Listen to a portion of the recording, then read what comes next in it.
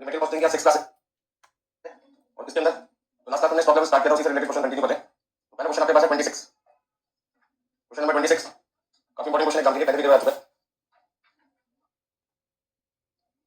A company buys a lot of 6250 units which is a 3 month supply। Question में लिखा है एक company एक बार में 6250 यूनिट परचेज करते हैं, तो कितने महीने की सप्लाई है? 3 महीने की। तो मतलब 3 महीने के लिए डिमांड हमारी है 6250, तो एनुअल डिमांड कितनी आएगी?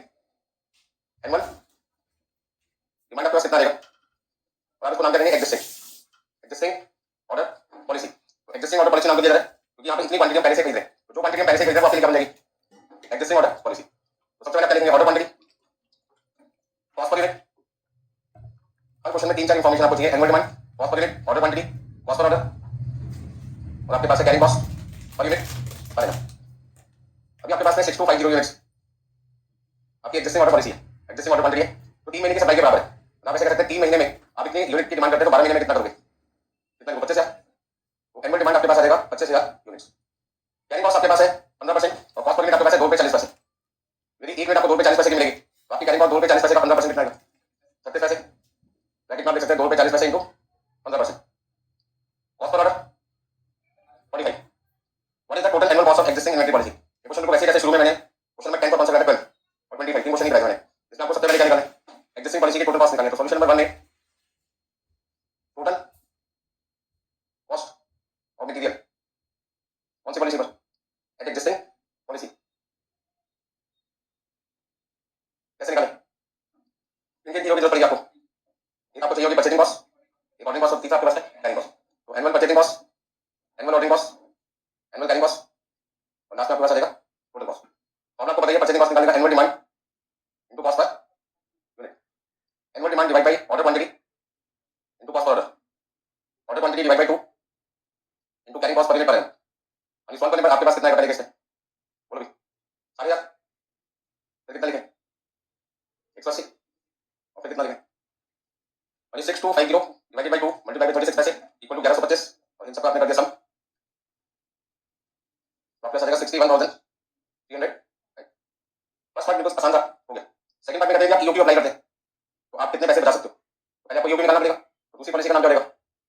Proposed policy. प्रपोज्ड पॉलिसी का नाम किस पे काम करते हैं? Economic order quantity. अब ईओक्यू कैसे निकालेंगे? तो कौन कौन सी चीजें सेम रहेगी? एनुअल डिमांड सेम रहती है, कॉस्ट पर ऑर्डर सेम रहता है, और यदि डिस्काउंट नहीं मिलेगा तो आपकी कॉस्ट पर यूनिट भी सेम आएगी और कैरिंग कॉस्ट पर यूनिट भी सेम आएगी।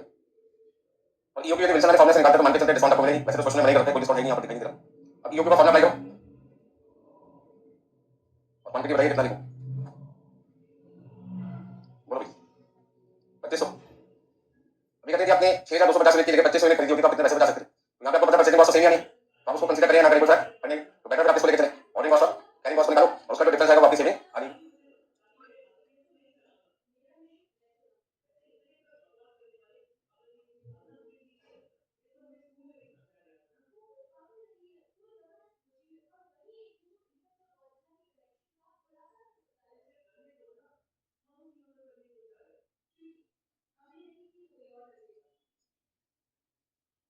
पहले हमने बेसिक कैलकुलेशन लिखी, तो क्वेश्चन में इंफॉर्मेशन दे रखी थी जिसको नाम दिया बच्चों। फर्स्ट आंसर आपके पास टोटल कॉस्ट निकालने को आपने निकाल दिया 61,305। अब ये कहते हैं ईओ की पॉलिसी कंसीडर करते हो तो कितने पैसे बचा सकते हो? तो ऐसे केस में सेकंड आंसर में क्या लिखोगे? Computation of relevant cost. जो रेलेवेंट कॉस्ट आपको निकालनी है उसमें दो ऑर्डर क्वांटिटी होनी चाहिए। एक आपकी एक्जिस्टिंग ऑर्डर क्वांटिटी है 6250 यूनिट्स की और दूसरा आपका ईओक्यू 2500 यूनिट्स की। ऐसे में आपको परचेजिंग कॉस्ट लिखेंगे या लिखे कोई फर्क पड़ना नहीं, तो लिखना तो लिख भी सकते हो, मैं आपको सलाह कर देता हूँ। ऑर्डरिंग कॉस्ट किसको लेके चले? कैरिंग कॉस्ट को। और 25,000 को आपने डिवाइड किया किससे? 6250 से, और यहाँ 25,000 को आपने डिवाइड किया 2500 से, मल्टीप्लाई आपने कर दिया 45 से। 6250 डिवाइड बाय 2 2500 डिवाइड बाय 2 कितना कितना लिखना है? 180 1125 1305। ठीक है, और यहाँ पे कितना लिखना है? 450 450। टोटल आपके पास आ जाएगा 900। सेविंग कितना देगा?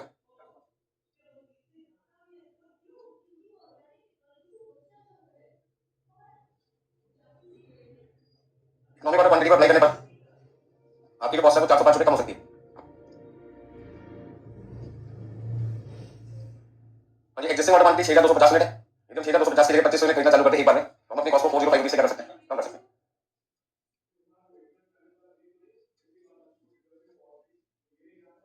कोई दिक्कत है? यूनिट्स का जितने पार्ट अभी हमने निकाले 2 पार्ट, वो क्वेश्चन नंबर 10 12 किससे मैच कर रहे थे 25।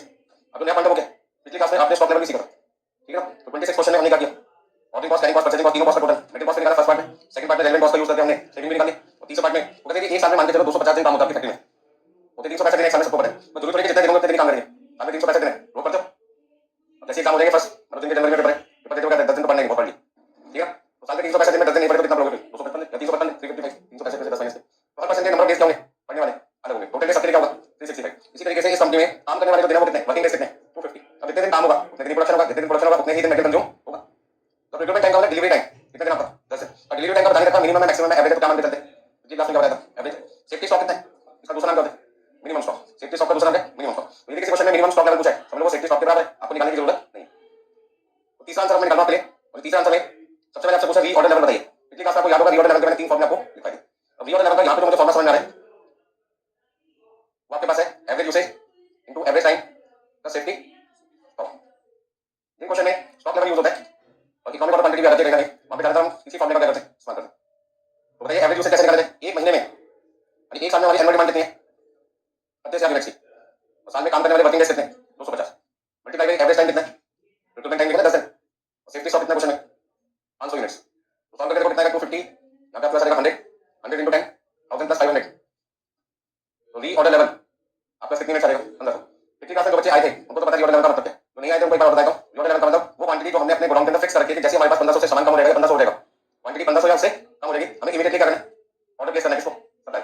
तो किस क्वांटिटी को देखकर हमें ऑर्डर प्लेस करना चाहिए सप्लाई को, उस क्वांटिटी को हम कहते हैं री ऑर्डर लेवल, ठीक है। नेक्स्ट पॉइंट आपके पास है पॉइंट नंबर 2 का पूछा आपसे maximum level, maximum stock level. तीसरा आपके पास है मिनिमम स्टॉक लेवल। मुझे इस क्वेश्चन में निकालने की जरूरत नहीं है, क्यों, क्योंकि मिनिमम स्टॉक का दूसरा नाम क्या है सेफ्टी स्टॉक, जो कि आपको क्वेश्चन में दिया हुआ कितना 500 यूनिट। नेक्स्ट आपके पास में है average stock level, average stock level equal to order quantity divide by 2, और ऑर्डर क्वांटिटी में हम यदि क्वेश्चन में ईओक्यू दे रखे होते तो किसको प्रेफर करते हैं ईओक्यू। वैसे क्वेश्चन में 6250 में भी ऑर्डर क्वांटिटी है, और जो 2500 इकोनॉमिक ऑर्डर क्वांटिटी है वो भी ऑर्डर क्वांटिटी है, दो ऑर्डर क्वांटिटी है 6250 की और 2500 की। तो हम किसको फॉलो करेंगे इकोनॉमिक ऑर्डर क्वांटिटी। तो यदि किसी क्वेश्चन में ऑर्डर क्वांटिटी दे रखी है तो वो लिखेंगे, लेकिन साथ में ईओक्यू भी दे रखा है तो फिर किसको प्रेफर करोगे ईओक्यू प्लस मिनिमम स्टॉक। बताइए क्या फॉर्मूला बनता है यहाँ पे, मतलब वैल्यू क्या लिखा 2500 2 से डिवाइड किया 510 किया, तो 2500 को 2 से डिवाइड करेंगे कितना आएगा 1250 प्लस 500। कुछ स्टूडेंट सोचेंगे सर ने बीच में मैक्सिमम स्टॉक लेवल को कंटिन्यू नहीं किया, इसलिए कंटिन्यू नहीं किया क्योंकि दो फॉर्मुलास का हम जानते हैं। उसमें फॉर्मुला था री ऑर्डर लेवल प्लस आरओक्यू मतलब री ऑर्डर क्वांटिटी, और री ऑर्डर क्वांटिटी में दो है इस क्वेश्चन में, एक 6250 एक 2500। तो किसको प्रेफर कर लेंगे आप ईओक्यू माइनस मिनिमम यूसेज। अब इस क्वेश्चन में क्या चीज दे रखी हो क्या नहीं दे रखी, मैक्सिमम स्टॉक लेवल निकालने की आर1 गिवन है, लिखना नहीं आपको भी आर1 गिवन है 1500 यूनिट निकाल लिया आपने, ईओक्यू भी आपने निकाल लिया। अब मिनिमम यूसेज और मिनिमम टाइम क्वेश्चन में नहीं दे रखा, तो दो चीजें मिसिंग है, तो ऐसे केस में फॉर्मूला यूज होगा कोई बात नहीं। आपको याद होगा एवरेज स्टॉक लेवल का एक फॉर्मूला आपको मैंने और लिखा था, क्या लिखा था कुछ याद है, minimum stock level plus maximum stock level divided by 2, तो किसके बराबर है। तो यदि मुझे मैक्सिमम स्टॉक लेवल निकालना हो तो कैसे निकालूंगा, मैक्सिमम स्टॉक लेवल को निकालने के लिए मुझे क्या करना चाहिए आपके हिसाब से, एवरेज स्टॉक लेवल को 2 से मल्टीप्लाई करना चाहिए और उसमें से मिनिमम स्टॉक लेवल को डिवाइड या माइनस माइनस करो। तो इसमें ये वाला फॉर्मूला यूज नहीं हो पा रहा, तो घबराने की बात नहीं है, हटाओ। अब दूसरा फॉर्मूला क्या बनता है, पहले तो क्रॉस मल्टीप्लाई करो 2 multiply by average stock level और इसमें से माइनस कर दो मिनिमम स्टॉक लेवल। अब एवरेज स्टॉक लेवल आप कैलकुलेट कर चुके कितना 1750 में, तो 1750 में से आपने मल्टीप्लाई किया और मिनिमम स्टॉक 500 है, मतलब 3500 में से 500 आपने माइनस किया, तो आपका आंसर कितना देगा, ऐसे भी कर सकते हैं। तो यदि आपको मैक्सिमम स्टॉक लेवल नहीं मिल पा रहा कोई बात नहीं, एवरेज स्टॉक लेवल तो मिल गया, तो उस केस में एवरेज स्टॉक लेवल से आपने एक फॉर्मूला बना लिया किसका मैक्सिमम स्टॉक लेवल का 2 times of average stock level minus minimum stock level, total ये 4 पॉइंट्स।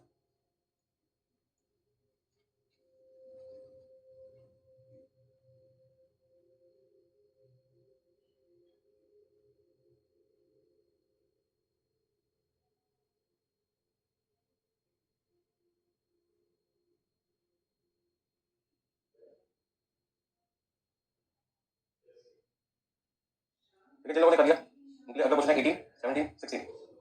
क्वेश्चन नंबर 18 17 16 16 क्वेश्चन मैंने सबसे आखिर में लिखा क्योंकि लास्ट क्लास में मैंने 6 क्वेश्चन आपको करवाया था और मैंने कहा था 6 क्वेश्चन जो करने का वो 16 भी कर पाएगा। तो फिर सर आप करा दो, जो बच्चे लास्ट क्लास में 6 क्वेश्चन नहीं कर पाए थे एक और मौका मिलना चाहिए उनको, ठीक है ना, उसके बाद भी ना कर पाए छोड़ क्या करोगे, सारे क्वेश्चन थोड़ी करना। अरे 18 क्वेश्चन बताइए स्टार्ट, एक तो कोशिश करें जब भी कॉस्टिंग की क्लास को कम से कम मिस करें, एक क्लास 2 घंटे की होती है, 2 घंटे की हो जाती है, 2 घंटे का बैकअप मिलना बहुत मुश्किल होता है, ठीक है ना।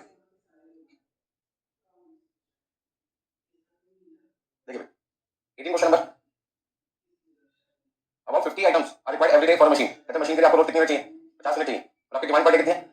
अच्छा मशीन में क्या रॉ मटेरियल फिनिश गुड्स, उसमें डिमांड कितनी है? रॉ मटेरियल की demand per day of raw material कितना है? 50 यूनिट्स। मैनुअल कैसे निकालोगे?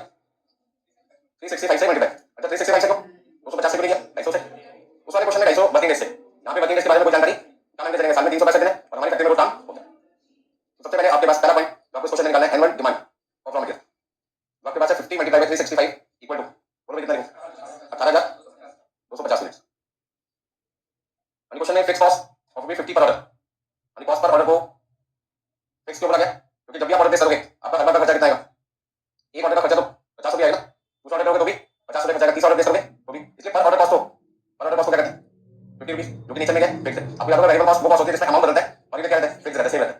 तो जो ऑर्डरिंग कॉस्ट होता है वो अमाउंट में तो वेरिएबल कॉस्ट होती है, बट पर ऑर्डर में फिक्स होती है, पर ऑर्डर में फिक्स होती है, पर ऑर्डर में फिक्स करना, पर ऑर्डर का खर्चा कितना है? 50 रुपये। जब भी आप ऑर्डर प्लेस करोगे कितने रुपये लगेंगे? 50 50 50 50 50 50, लेकिन दो बार ऑर्डर प्लेस करोगे तो 100 रुपये खर्चा आएगा, तीन बार करोगे 150 रुपये, चार बार करोगे 200, पांच बार करोगे 250, अमाउंट में वेरिएबल बन जाएगा, बट पर ऑर्डर में क्या आएगा? फिक्स। तो बच्चे सोचते हैं संजय को ऑर्डरिंग कॉस्ट वेरिएबल होती है, यहाँ पे क्या लिखा फिक्स, मैं भी सही था ये भी सही है, पर दोनों बात में फर्क है। मैंने कहा वेरिएबल कॉस्ट इन रुपीस और जो ऑर्डरिंग कॉस्ट होती है इन रुपीस होती है वेरिएबल, और पर ऑर्डर होती है फिक्स होती है। सारी बातें ध्यान में रखें। इन्वेंटरी कैरिंग कॉस्ट आपके पास है 2 पैसे per day, per day per day, और हमें क्या चाहिए? Carrying cost per unit per annum, क्या करोगे? 2 पैसे मतलब 0.02 मल्टीप्लाई बाय 365 7.203। अच्छा लीड टाइम का डिलीवरी पीरियड है, एवरेज टाइम आपके पास, एवरेज टाइम आपके पास है 32 डेज, 32 दिन। और सॉल्यूशन में फर्स्ट पार्ट आपको क्या चाहिए? EOQ equal to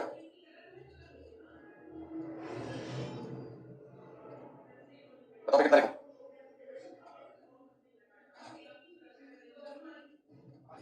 500 units. और सेकंड आपसे पूछा रीऑर्डर लेवल, रीऑर्डर लेवल के 3 फॉर्मूले थे, maximum usage into maximum time, मुझे क्वेश्चन में दिखाई नहीं दे रहा, वैसे में मुझे क्या करना चाहिए? Average usage into average time plus safety stock. क्या इस क्वेश्चन में सेफ्टी स्टॉक है? नहीं, तो सेफ्टी स्टॉक निकाल सकते हैं? सेफ्टी स्टॉक कैसे निकालते हैं? फॉर्मूला याद है सेफ्टी स्टॉक का? Reorder level minus average usage average time, वो तो फॉर्मूला लिखा है यहाँ पे, मतलब रीऑर्डर लेवल भी मिसिंग है, सेफ्टी स्टॉक भी मिसिंग है, तो क्वेश्चन में फिर रीऑर्डर लेवल निकालो, तो फिर आपको सेफ्टी स्टॉक को क्या चूज करना पड़ेगा? आप सोचो सेफ्टी स्टॉक यदि मैं आपसे निकलवाता तो आप क्या कहते? Reorder level minus average usage, तो एक ही तो इक्वेशन है, उसी को चेंज करो। यदि रीऑर्डर लेवल निकालना है तो इसको मैंने क्या किया? राइट हैंड साइड वाली चीज को माइनस से कर दिया, प्लस कर दिया। कहने का मतलब क्या है? यदि मुझसे क्वेश्चन में रीऑर्डर लेवल पूछ रहा है, सेफ्टी स्टॉक नहीं निकाल भी नहीं पा रहा मैं, वैसे में मजबूरन मुझे क्या करना पड़ेगा? जीरो मानना पड़ेगा, क्योंकि सेफ्टी स्टॉक जीरो हो सकता है, ये पॉसिबिलिटी आपको याद होगा। हर कंपनी सेफ्टी स्टॉक मेंटेन करे ऐसा जरूरी नहीं, ठीक है?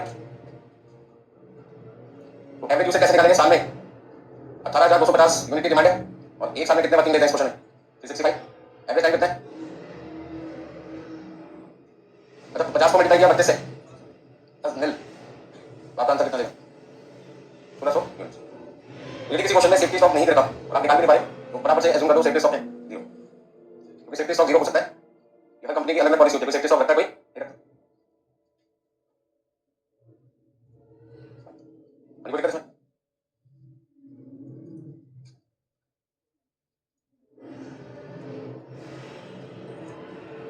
तो 18 का कौन सा क्यों ना 17 17 नंबर फटाफट से निकालिए।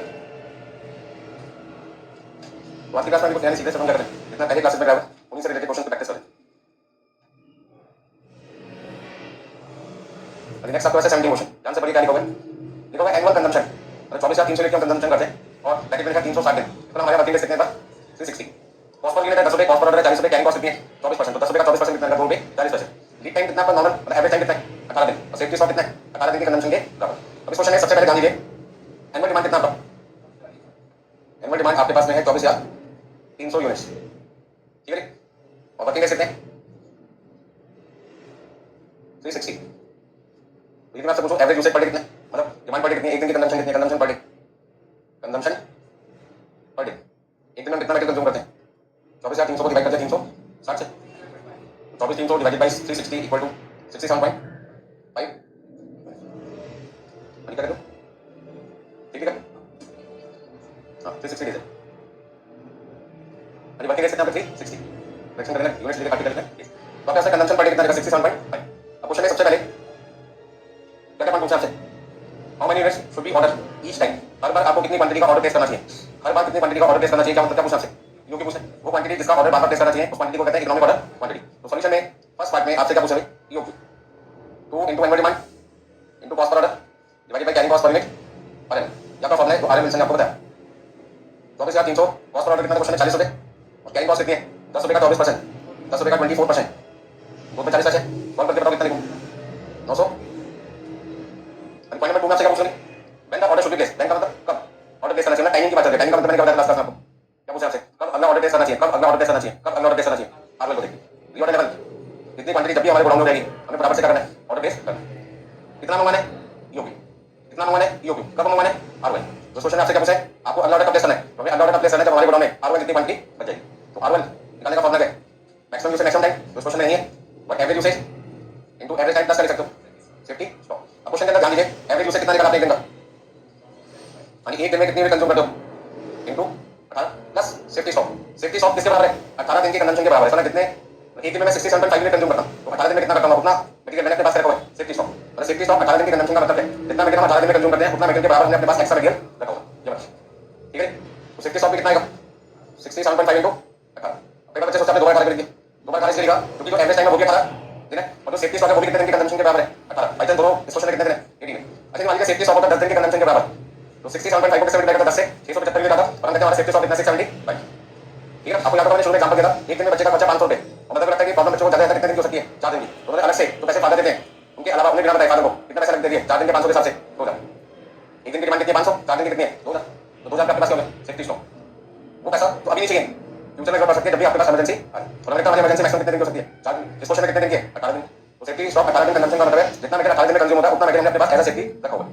बताओ कितना कितना लूं, 1250 प्लस 1215, अभी 1215 प्लस 1215 2430 यूनिट। ये तो 1215 बार यूनिट है, ये है सेफ्टी स्टॉक। आगे देखिए तीसरा पॉइंट क्या पूछा है, what should be the ideal stock level immediately before the supply of material order is received.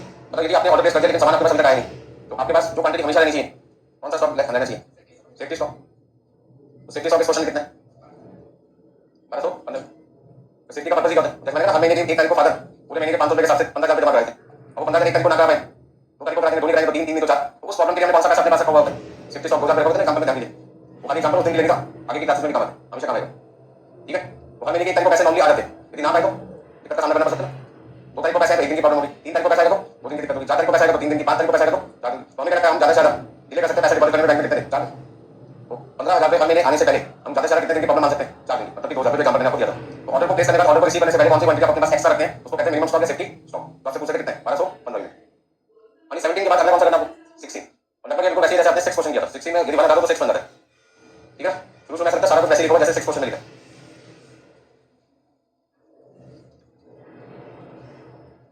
देखिए 16 question number, Messrs Tubes Limited are manufacturer of picture tubes for TV. The following are the details of their operation during 97. Monthly market demand. आपकी demand किसकी, raw material या finish goods की। तो हमें जो demand रखी है 2000 के ऊपर मंथ किसकी है, फिनिश गुड्स की। तो साल की कितनी होगी, 24 लाख। तो सबसे पहले हमें एनुअल डिमांड रखी है किसकी, फिनिश गुड्स की, जो कि 2000 multiply by equal to 24 lakh. अब हमें एनुअल डिमांड चाहिए किसकी, रॉ मटेरियल की, जिसके लिए चाहिए कन्वर्जन रेट। और इस पूरे क्वेश्चन को पढ़ने के बाद आपको याद होगा कन्वर्जन रेट दिखाई नहीं दिया था, इस क्वेश्चन में कन्वर्जन रेट का मतलब क्या बताएगा, रॉ मटेरियल कितना चाहिए फिनिश गुड्स की 1 मिनट बनाने के लिए। तो फिनिश गुड्स की 1 मिनट बनाने में कितना रॉ मटेरियल लगता है, ऐसा कोई जानकारी क्वेश्चन में नहीं रहेगी। इसका कन्वर्जन रेट मिसिंग है, तो जब कन्वर्जन रेट मिसिंग होता है तो annual demand of raw material निकालने के लिए वैसे ओरिजिनल फॉर्मूला क्या था, annual demand of finish goods multiply by conversion rate. इस क्वेश्चन में नहीं है, तो फिर मैंने दूसरा तरीका क्या बताया था, नॉर्मल यूसेज या नॉर्मल कंजम्पशन पर डे या पर मंथ या पर वीक। क्वेश्चन में क्या देता है, पर वीक है तो फिर 52 से क्या कर दो मल्टीप्लाई।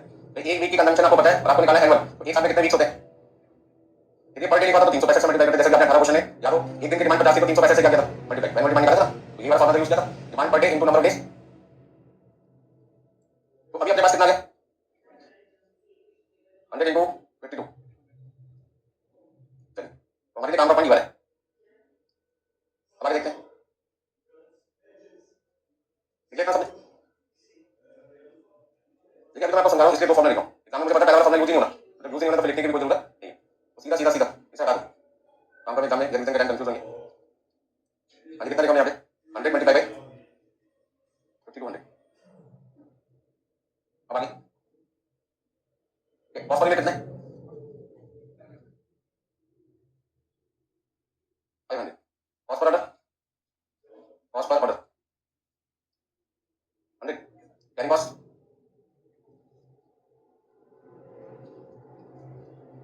500 का 20%, 100 रुपए। पहला पॉइंट आपसे पूछा ईओक्यू बताइए और साथ में बताइए यदि सप्लायर आपको 1500 यूनिट देने के लिए खरीदने के लिए बोल रहे हैं और आपको ऑफर देता है 5% डिस्काउंट का, तो क्या उसकी बात मान लेनी चाहिए।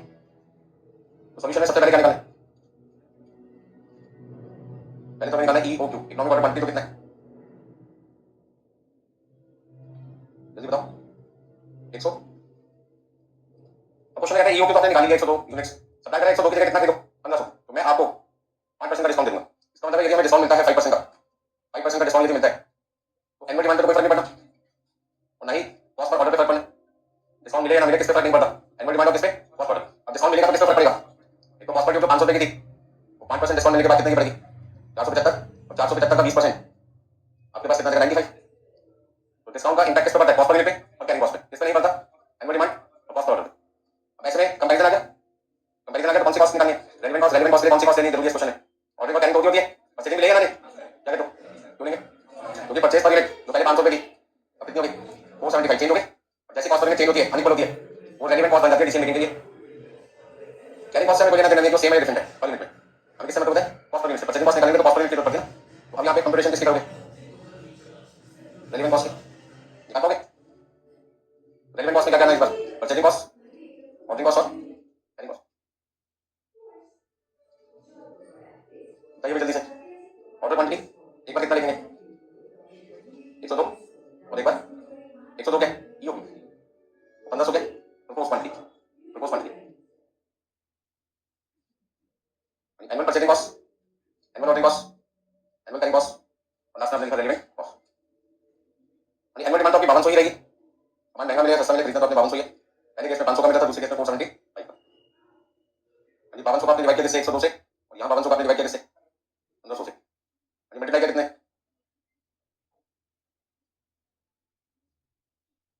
यानी 102 को डिवाइड किया 2 से और 1500 को डिवाइड किया 2 से इनटू 100 और जल्दी से बताइए कैलकुलेशन करके कितना कितना अमाउंट आएगा 26 लाख।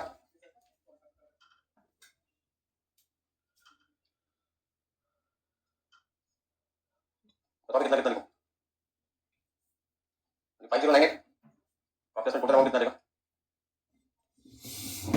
26 लाख 10,000 बनेंगे चेक करने पर। दूसरे केस में 347 और 7125 टोटल आपके पास में 25 तो मैंने कहां से देख लिया 6 क्वेश्चन से वैल्यू सेम कितना दोगे। अब कॉस्ट हमारी 1500 यूनिट है तो जहां पे आपकी कॉस्ट होगी डिसीजन वहां पे शिफ्ट हो जाएगा आपका।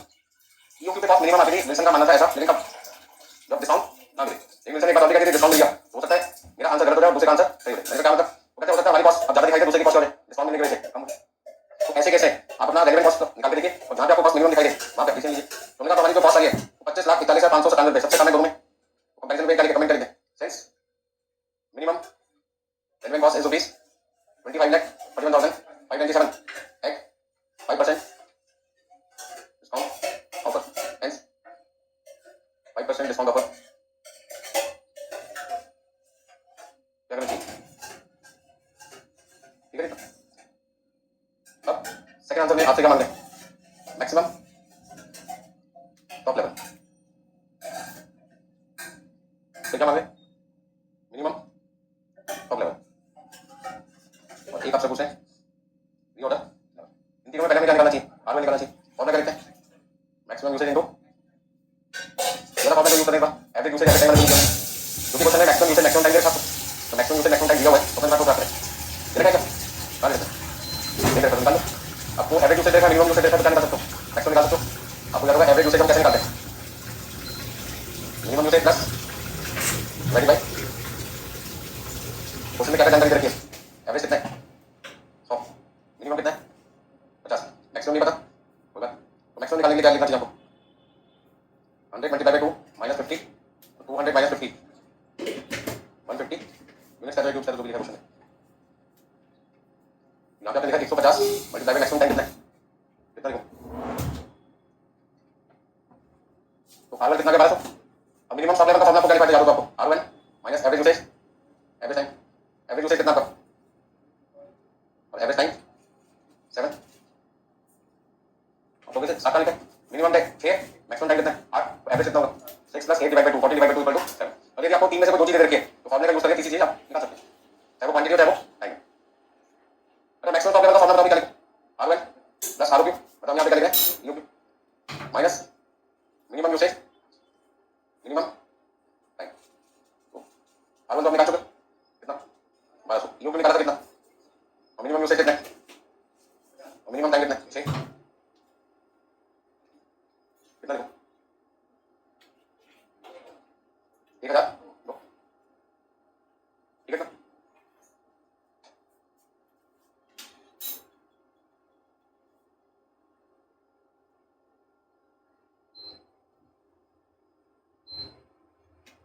इतने सारे क्वेश्चन की मैं प्रैक्टिस इसलिए कर रहा हूँ ताकि एग्जाम में आपको कोई दिक्कत ना आए।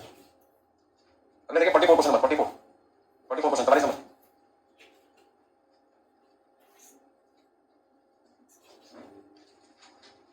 सबसे ज्यादा वैरायटी ऑफ क्वेश्चन किस चैप्टर में मेडिकल, उसके बाद किसमें आगे।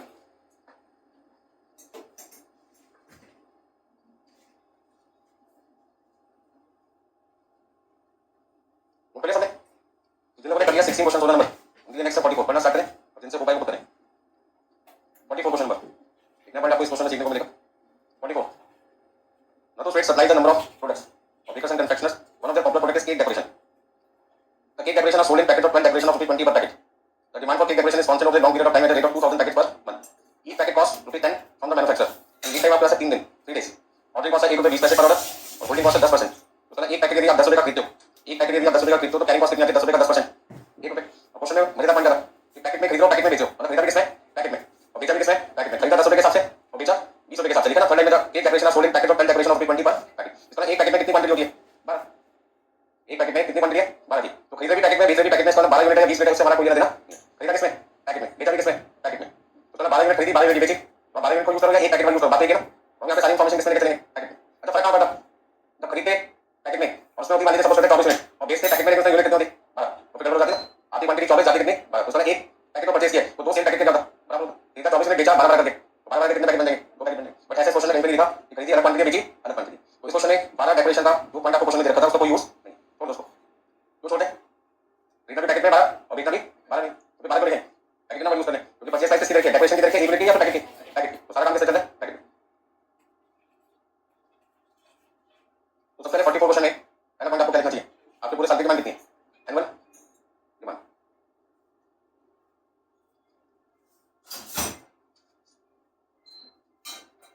24,000 पैकेट। एक पैकेट की कीमत कितनी है, एक पैकेट आप कितने का परचेज कर रहे हैं 10 रुपए का और एक बार ऑर्डर प्लेस करने का खर्चा कितना कॉस्ट पर ऑर्डर ₹1.20 पर कैरिंग कॉस्ट पर पैकेट पर एनम आपके पास कितना देगा 10 रुपए का 10%, 10 रुपए का 10% आपके पास आ जाएगा ₹1 और लीड टाइम कितना है मतलब एवरेज टाइम कितना है लीड टाइम मतलब delivery period average delivery period कितना है। तो आज आप ऑर्डर प्लेस करोगे तो सप्लायर को डिलीवर करने में आमतौर पर कितना समय लेते हैं 3 दिन। ऑर्डर प्लेस करोगे तो आज का दिन निकल गया कल का परसों का 4 तारीख को सामान आपको मिलेगा। क्वेश्चन में पहला पॉइंट आपसे क्या पूछे ये कैलकुलेशन आप अपनी तरफ से कर लिया करो एवरेज यूसेज के नाम से। एक साल में आपको 24,000 पैकेट की रिक्वायरमेंट है और एक साल में कितने दिन है उसमें देखते हैं वर्किंग डेज कितने हैं 360 लिखा हुआ दिखाई दे रहा है मुझे। 24,000 को 360 से डिवाइड कर दो आपके पास आ जाएगा 66.67 लिखो बहुत सारे 6 करो ठीक है। मैंने आपको कहा था कि हमें सेक्शन में भी सामान मिल सकता है ठीक है, सेक्शन में भी सामान मिल सकता है। दुकानदार से हम सेक्शन में मांगते हैं हमसे कहते पूरा पैकेट नहीं चाहिए पैकेट में 2/3 क्वांटिटी हमें दे दो 2/3 क्वांटिटी मिल सकती है और पैकेट में 90 पीस है 2/3 कितना हुआ 60 पैकेट हमें वो पैकेट में से 60 पीस निकाल के देगा। ये क्वेश्चन साइलेंट है तो हम अपने फेवर के हिसाब से चलते हैं मतलब हमें किसमें फायदा दिखाई दे रहा है तो हम तो फ्रैक्शन और भी प्लेस कर सकते हैं। क्वेश्चन के पहले 2 पॉइंट मुझे लगता है आसानी से कर पाएंगे कर पाओगे। एक तो ईओक्यू निकालना है और दूसरा ऑर्डरिंग कॉस्ट और निकालना है कैरिंग कॉस्ट। तो सॉल्यूशन में सबसे पहले दो आसान पॉइंट कौन से एक तो आपके पास है EOQ economic order quantity formula आपको बताइए 2 * annual demand * cost per order divided by carrying cost per unit बनेगा। चलिए बताओ कितना लिखूं 240 पैकेट। दूसरा total annual ordering cost and annual carrying cost ये पूछा आपसे। तो ऑर्डरिंग कॉस्ट निकालने के लिए एनुअल डिमांड को ऑर्डर क्वांटिटी से डिवाइड कर दो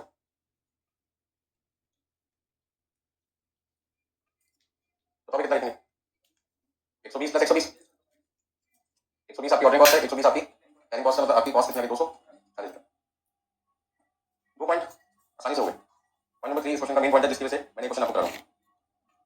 क्वेश्चन कहते हैं present stock level is 200 packets. Present stock level का मतलब है जब मैं अपने गोडाउन में गया तो मैंने देखा वहां पे कितना सामान रखा हुआ है 200 पैकेट रखे हैं और 200 पैकेट मेरे गोडाउन में रखे हुए हैं। मुझे उन 200 पैकेट को देखकर से लेने की ऑर्डर आज करूंगा कल करूंगा परसों करूंगा आगे करूंगा तब करूं। जब मैं गोडाउन में गया तो मुझे स्टॉक कितना दिखाई दिया 200 पैकेट। उन 200 पैकेट को देखकर मेरे मन में क्वेश्चन क्या है मुझे इमीडिएटली ऑर्डर प्लेस करना चाहिए अभी बिना रुके फटाफट से या 1 दिन के बाद या 2 दिन बाद या 3 दिन बाद। उसका आंसर मुझे कौन देगा मुझे ऑर्डर कब प्लेस करना चाहिए कौन देगा ईओक्यू नहीं ईओक्यू मुझे बताता है कितना सामान मंगवाने बात पूरी करते हैं बात करें कब ऑर्डर प्लेस करना। तो प्रेजेंट स्टॉक मेरे पास में बड़ा है 200 पैकेट। नो बफर स्टॉक का मतलब सेफ्टी स्टॉक ने मेंटेन नहीं किया। बफर स्टॉक मतलब सेफ्टी स्टॉक कोई सेफ्टी स्टॉक कंपनी मेंटेन नहीं कर रही मतलब कोई एक्स्ट्रा मेटेरियल उनके पास नहीं। अब मैं छोड़ द नेक्स्ट ऑर्डर प्लेस आपको अगला ऑर्डर का प्लेस करना चाहिए अभी इमीडिएटली या 1 दिन बाद या 2 दिन बाद या 3 दिन बाद। इसका जवाब कैसे दे पाओगे R1 निकालने के बाद आपको पता चलेगा कि R1 से आपका सामान कम है या R1 से आपका सामान ज्यादा है। यदि R1 के बराबर सामान है या उससे कम है रीजन कैसे करोगे सेकंड पार्ट का? क्वेश्चन में तो थर्ड पार्ट आपसे पूछा है, when should the next order be placed? Question क्या आपका?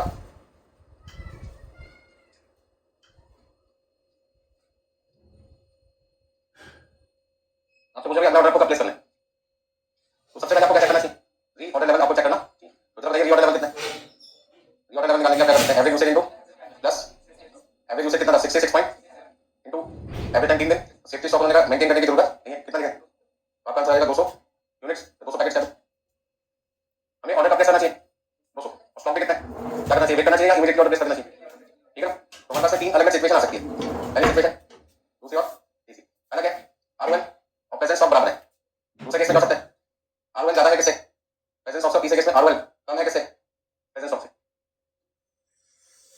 आरओएल कितना आपके पास है? 200 पैकेट। और अभी हम गोडाउन में गए तो कितने पैकेट है? इसका मतलब जब आपका 200 पैकेट बचे आपको उसी वक्त ऑर्डर प्लेस कर देना चाहिए। ठीक है, मतलब पैकेट में कितने? 200 और ऑर्डर भी कब करना है? 200। तो क्या रुकने का टाइम है आपके पास? नहीं। ठीक है, तो जैसे ही आपके पास 200 पैकेट बचे इमीडिएटली आपको क्या करना चाहिए? ऑर्डर प्लेस करना चाहिए। तो आपका आंसर क्या होगा इस वाले केस में? ऑर्डर कब प्लेस करना है? ठीक है, इमीडिएटली। दूसरा, आरओएल कितना है? 200। अब मैं एज्यूम कर रहा हूं क्योंकि बाकी इंफॉर्मेशन क्वेश्चन है, एज्यूम। अब प्रेजेंट स्टॉक में मान के चलो कम है, कम है ना? सपोज करते कितना है? 180। मैंने एज्यूम किया ये तो क्वेश्चन में गिवन था। अब क्या करूं? ऑर्डर प्लेस कब करना चाहिए था? 200 पे। लेकिन सामान कितना बचा जब मैं गोडाउन में जाके देखा? 180। और होना कितना चाहिए था? 200। तो सामान कम है, रुकना चाहिए या नहीं रुकना चाहिए? ध्यान से लिखें।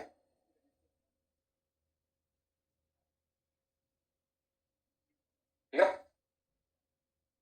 तो जब सामान आपका 180 बचा और आपने लेवल फिक्स कर दिया 200, तो उसका आपका टाइम नहीं है शॉर्टेज लेवल की, आपने डिले कर दिया तो और मुसीबत आ जाएगी। तीसरे केस में आरओएल तो 200 है, अभी आपके सामने निकाला 200 और प्रेजेंट स्टॉक में गोडाउन में स्टॉक पड़ा हुआ है, वो मान लीजिए आपके पास में है 266.67, ऐसा समझो। जानबूझ के मैंने 66.67 लिखा क्योंकि एक दिन की डिमांड कितनी है? 66.67। अब मेरे पास में कितना सरप्लस है? सरप्लस कितना है? सरप्लस है 66.67 यूनिट। दिन तो मैंने बोला नहीं, मैंने तो पूछा सरप्लस पैकेट कितने हैं? आप एक दिन मैंने तो आपसे पूछा सरप्लस कितना है?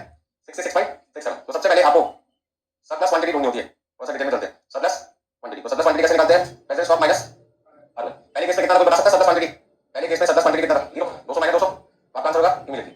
दूसरे केस में 180 माइनस 200 माइनस 20 पहले शॉर्टेज है, आंसर क्या होगा? इमीडिएटली। तीसरे केस में क्या था? यहाँ पे आपका सरप्लस स्टॉक कितना था समझाने के लिए मैं लिख रहा हूँ, सरप्लस क्वांटिटी कितना है? वापस समझ में आ गया? 200 माइनस 200 कितना लिखेंगे? 0। आपका आंसर क्या होगा? इमीडिएटली। फिर आपने लिखा 180 माइनस 200 माइनस 20, शॉर्टेज है, वेट करने का टाइम नहीं है, आंसर क्या होगा? इमीडिएटली। तीसरे केस में 266.67 माइनस 200, आपका सरप्लस क्वांटिटी कितना है और डिमांड क्वांटिटी कितना है? इसका मतलब कितने दिन का आपके पास में सामान एक्स्ट्रा पड़ा है? Extra material. और हाउ मच डेज, कितने दिन के आपके पास एक्स्ट्रा मटेरियल है? ठीक है ना? तो हाउ मेनी डेज का मतलब होगा कितने दिन के आपके पास एक्स्ट्रा स्टॉक है। तो एक दिन का स्टॉक कितना? डिमांड कितनी? Demand per day, demand per day आपके पास है 66.67 और सरप्लस कितना है? 66.67। इसका मतलब नेक्स्ट ऑर्डर आपको कब करना चाहिए? नेक्स्ट ऑर्डर किस वाले केस में? 20 वाले केस में कब करना चाहिए? After Monday. मंडे कैसे निकाला आपने? इसको डिवाइड करके सरप्लस क्वांटिटी को, मतलब सरप्लस टाइम कितना आपके पास, ऐसा सोचो आपके पास कितना समय फालतू है। Surplus quantity divided by demand per day. Surplus quantity 66.67 है और डिमांड पर डे भी 66.67 है। इसका कितने दिन का मटेरियल आपके पास एक्स्ट्रा पड़ा हुआ है? Extra material for Monday. तो यदि आपके पास एक दिन का सामान फालतू पड़ा है तो आज ऑर्डर प्लेस करना कब करना है? एक दिन, क्योंकि एक दिन बाद क्या होगा? एक दिन बाद क्या होगा? 266.66 में से 66.66 मटेरियल कंज्यूम होगा और आपका प्रेजेंट स्टॉक 266.67 से कितना देगा? 200। और वो पहले वाले केस में आएगा, आरओएल भी 200 होगा, प्रेजेंट स्टॉक भी 200 होगा। तो पहले सारे पॉइंट्स नोट कर लो, 3 केस हो गए। अभी इस क्वेश्चन में कौन सा केस है? एबीसी में तीनों में से कौन सा केस है? ये केस है। प्रेजेंट स्टॉक भी 200 है और आरओएल भी 200 है। आपका सरप्लस क्वांटिटी नहीं है, एक्स्ट्रा मटेरियल नहीं है। जब आपका एक्स्ट्रा मटेरियल नहीं बचा तो होल्ड करने का, वेट करने का टाइम नहीं है आपके पास। आपका आंसर क्या होगा? Next order should be placed immediately. यदि एग्जाम में दूसरा या तीसरा केस आता, अपनी तरफ से मैंने एक्स्ट्रा केस लेके आपको समझा दिया, पहले नोट कर लीजिए।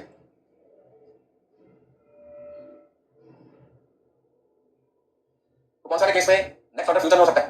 जब आपके पास में प्रेजेंट स्टॉक आपके रिवॉर्ड लेवल से क्यों ज्यादा, ठीक है ना? मतलब जितनी आपकी रिक्वायरमेंट है उससे ज्यादा आपका सामान है, सिंपल सी बात है। जितनी आपकी रिक्वायरमेंट है उससे रिवॉर्ड लेवल उससे ज्यादा सामान है प्रेजेंट स्टॉक, आपको अभी बड़ा सामान मंगाने की जरूरत है।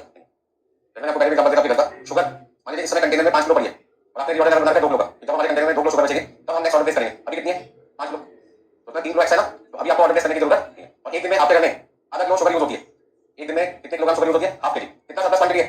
3 किलोग्राम। और एक दिन में कंजम्पशन कितनी होती है? आधा किलोग्राम। 3 किलोग्राम को आधा किलोग्राम से डिवाइड करो तो कितने दिन का मटेरियल एक्स्ट्रा है? 6 दिन का। आप क्या करोगे? अभी सामान नहीं मंगाना, दुकानदार आपसे फोन करके पूछा चीनी दे दो, मैंने क्या कहा? 6 दिन बाद। बस सुन रहे? कल से फोन करके पूछा एक दिन निकल गया, 5 दिन बाद। बस सुन रहे? तो जब मेरे पास सामान फालतू होगा तो मैं उसे क्या कहूंगा? दुकानदार को जिस समय सामान खरीदे अभी नहीं चाहिए, मैं आपको इंटीमेट करूंगा खुद ही 5 दिन बाद 6 दिन बाद। फिर वो बात पूछा कब करोगे? कब करोगे? मैंने उसको बोल दिया आज 6 दिन बाद कल बोलेगा तो 5 दिन बाद परसों बोलेगा तो 4 दिन बाद और बोलेगा तो एक दिन घटता रहेगा। ठीक है, तो डिफरेंस समझिए। मान लीजिए आपके पास हर महीने की 1 तारीख को पैसा आता है, चाहिए थे पैसे 1 तारीख को, आपके फादर ने इसी महीने की 25 तारीख को आपको फोन करके पूछ लिया बेटा पैसे भेज दूंगा, आप चलिए को मान के चलते हैं, ठीक है? ईमान रहो, आपने कहा पापा अभी हमारे पास है 25 तारीख, 26 तारीख, 27 तारीख, 28 तारीख, 29 तारीख और 30 तारीख, महीने में 30 दिन लेके चलते हैं, 6 दिन के पैसे अभी बचे हुए हैं, भेजने की जरूरत नहीं। कब भेजो? 6 दिन बाद, मतलब अगले महीने की 1 तारीख, 2 दिन है ना, अगले महीने के 15,000 आते हैं 30 दिन के, तो 24 दिन का यूज हुआ तक 25 तारीख, 26 तारीख, 27 तारीख, 28 29 30, 6 दिन अभी होने बाकी यूज, तो 6 दिन के कितने पैसे अभी पड़े आपके पास में?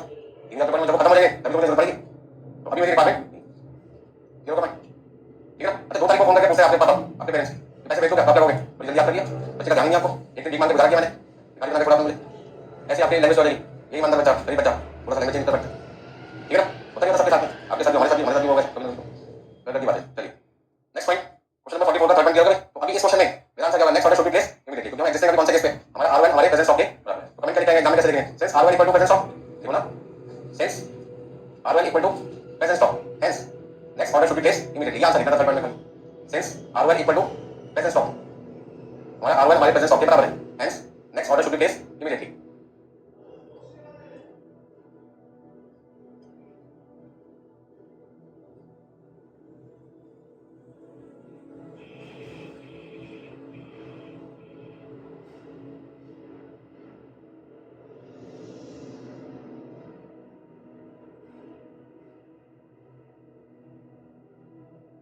देखिए fourth question number 4,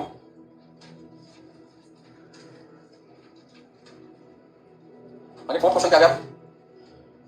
ji limited produces a product which has a monthly demand of 4,000 unit, एक महीने की डिमांड 4,000 12 महीने की कितनी होगी? 48,000। The product requires component x, first line से आप ये बताइए तो आपने 48,000 बोला है, 12 into 4, ये किसकी डिमांड है? रॉ मटेरियल की या फिनिश गुड्स की? कैसे पता लगा? फिनिश गुड्स की, क्योंकि साफ साफ लिखा है जी लिमिटेड एक प्रोडक्ट प्रोड्यूस करता है जिसकी मार्केट में डिमांड, मार्केट में लिखा मंथली डिमांड लिखा है, मार्केट लिखा तो फिर तो कंफ्यूजन खत्म थी, फिनिश गुड्स है, कहते हैं हम एक प्रोडक्ट बनाते हैं जिसकी मार्केट में डिमांड 4,000 है, तो मार्केट में लिखा तो फिर तो कोई दिक्कत नहीं आती, तो पता कैसे लगा मार्केट है? क्योंकि जो प्रोडक्ट हम बनाते हैं उसकी डिमांड 4,000 है, तो जो बनाते हैं वो क्या बनाते हैं? रॉ मटेरियल या फिनिश गुड्स, तो मतलब फिनिश गुड्स की डिमांड 4,000 है, एक महीने की, तो 12 महीने की कितनी होगी? 48,000। तो सबसे पहले क्या लिखोगे? एनुअल डिमांड ऑफ, क्या लिखो?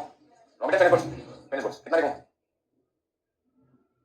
ये वो सारे पॉइंट्स हैं जो आपको एग्जाम में कंफ्यूज कर सकते हैं, यहाँ से रॉ मटेरियल मानेगा इसे फिनिश गुड, अगली लाइन तो डाउट को भी क्लियर कर देगा। द प्रोडक्ट रिक्वायर्ड कंपोनेंट, अब प्रोडक्ट किसमें? यूनिट्स में, प्रोडक्ट किसमें? यूनिट्स में, और उसको बनाने के लिए क्या चाहिए? कंपोनेंट चाहिए, तो सारा annual demand of raw material जो है वो आपको किसमें चाहिए? यूनिट्स की जगह क्या लिखना आपको? एक कंपोनेंट हम कितने में खरीदते हैं? 20 रुपए में, तो कॉस्ट पर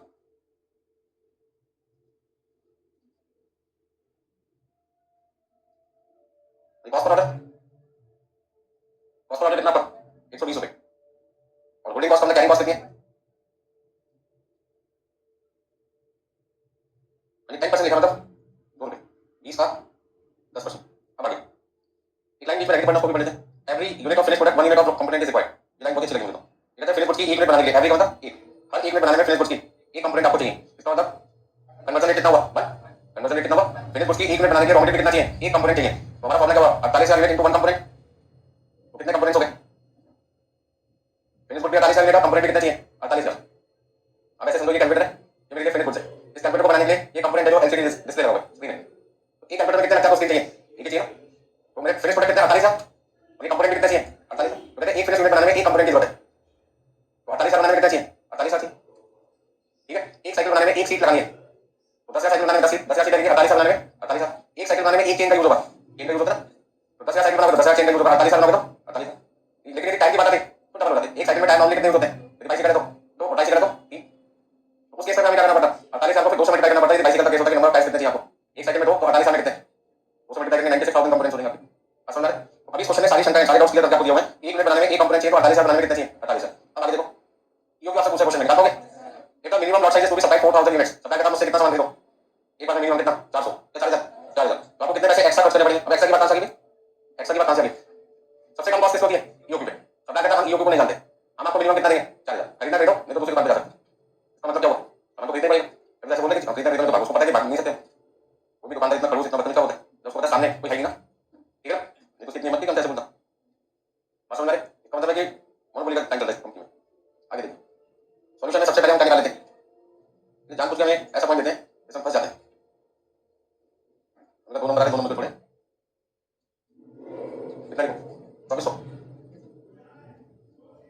जाने का कंपोनेंट्स लिखना हर जगह पे, अब जाने का 2400 कंपोनेंट्स होगा, क्वेश्चन ये बना कि हमें खरीदना था 2400 में, दुकानदार के पास गया, मैंने कहा 2400 कंपोनेंट दो, वो कहता है नोटेड बोर्ड पे क्या लिखा मैंने? मिनिमम कितना सप्लाई होगा? 4,000, मैंने कहा ऐसे तो मेरी कॉस्ट बढ़ जाएगी, वो कहता है इससे कोई मतलब नहीं मेरा, खरीदना खरीदो नहीं तो मत खरीदो, आपकी मर्जी, कम से कम कितना मिलेगा? 4,000, तो मुझे समझ में आ गया मेरी कॉस्ट क्यों बढ़ेगी, एक्स्ट्रा पॉइंट को लिखा था एक्स्ट्रा कॉस्ट का, मिनिमम कॉस्ट है 2400,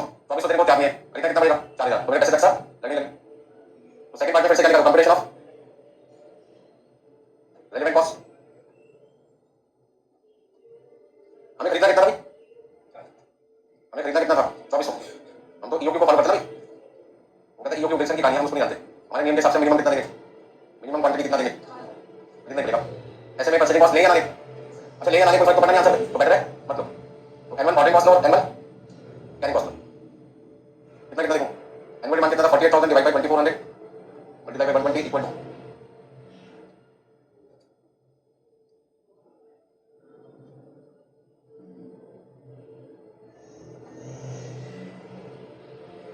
पहले किसका कितना देखो।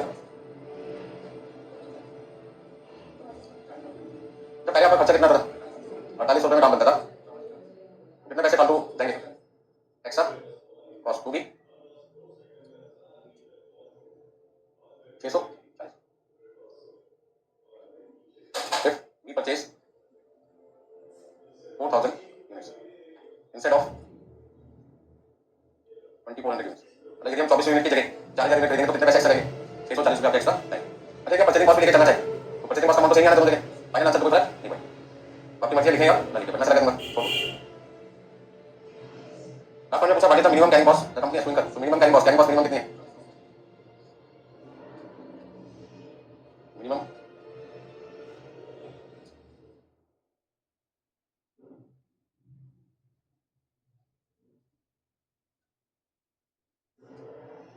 हो गया सबका।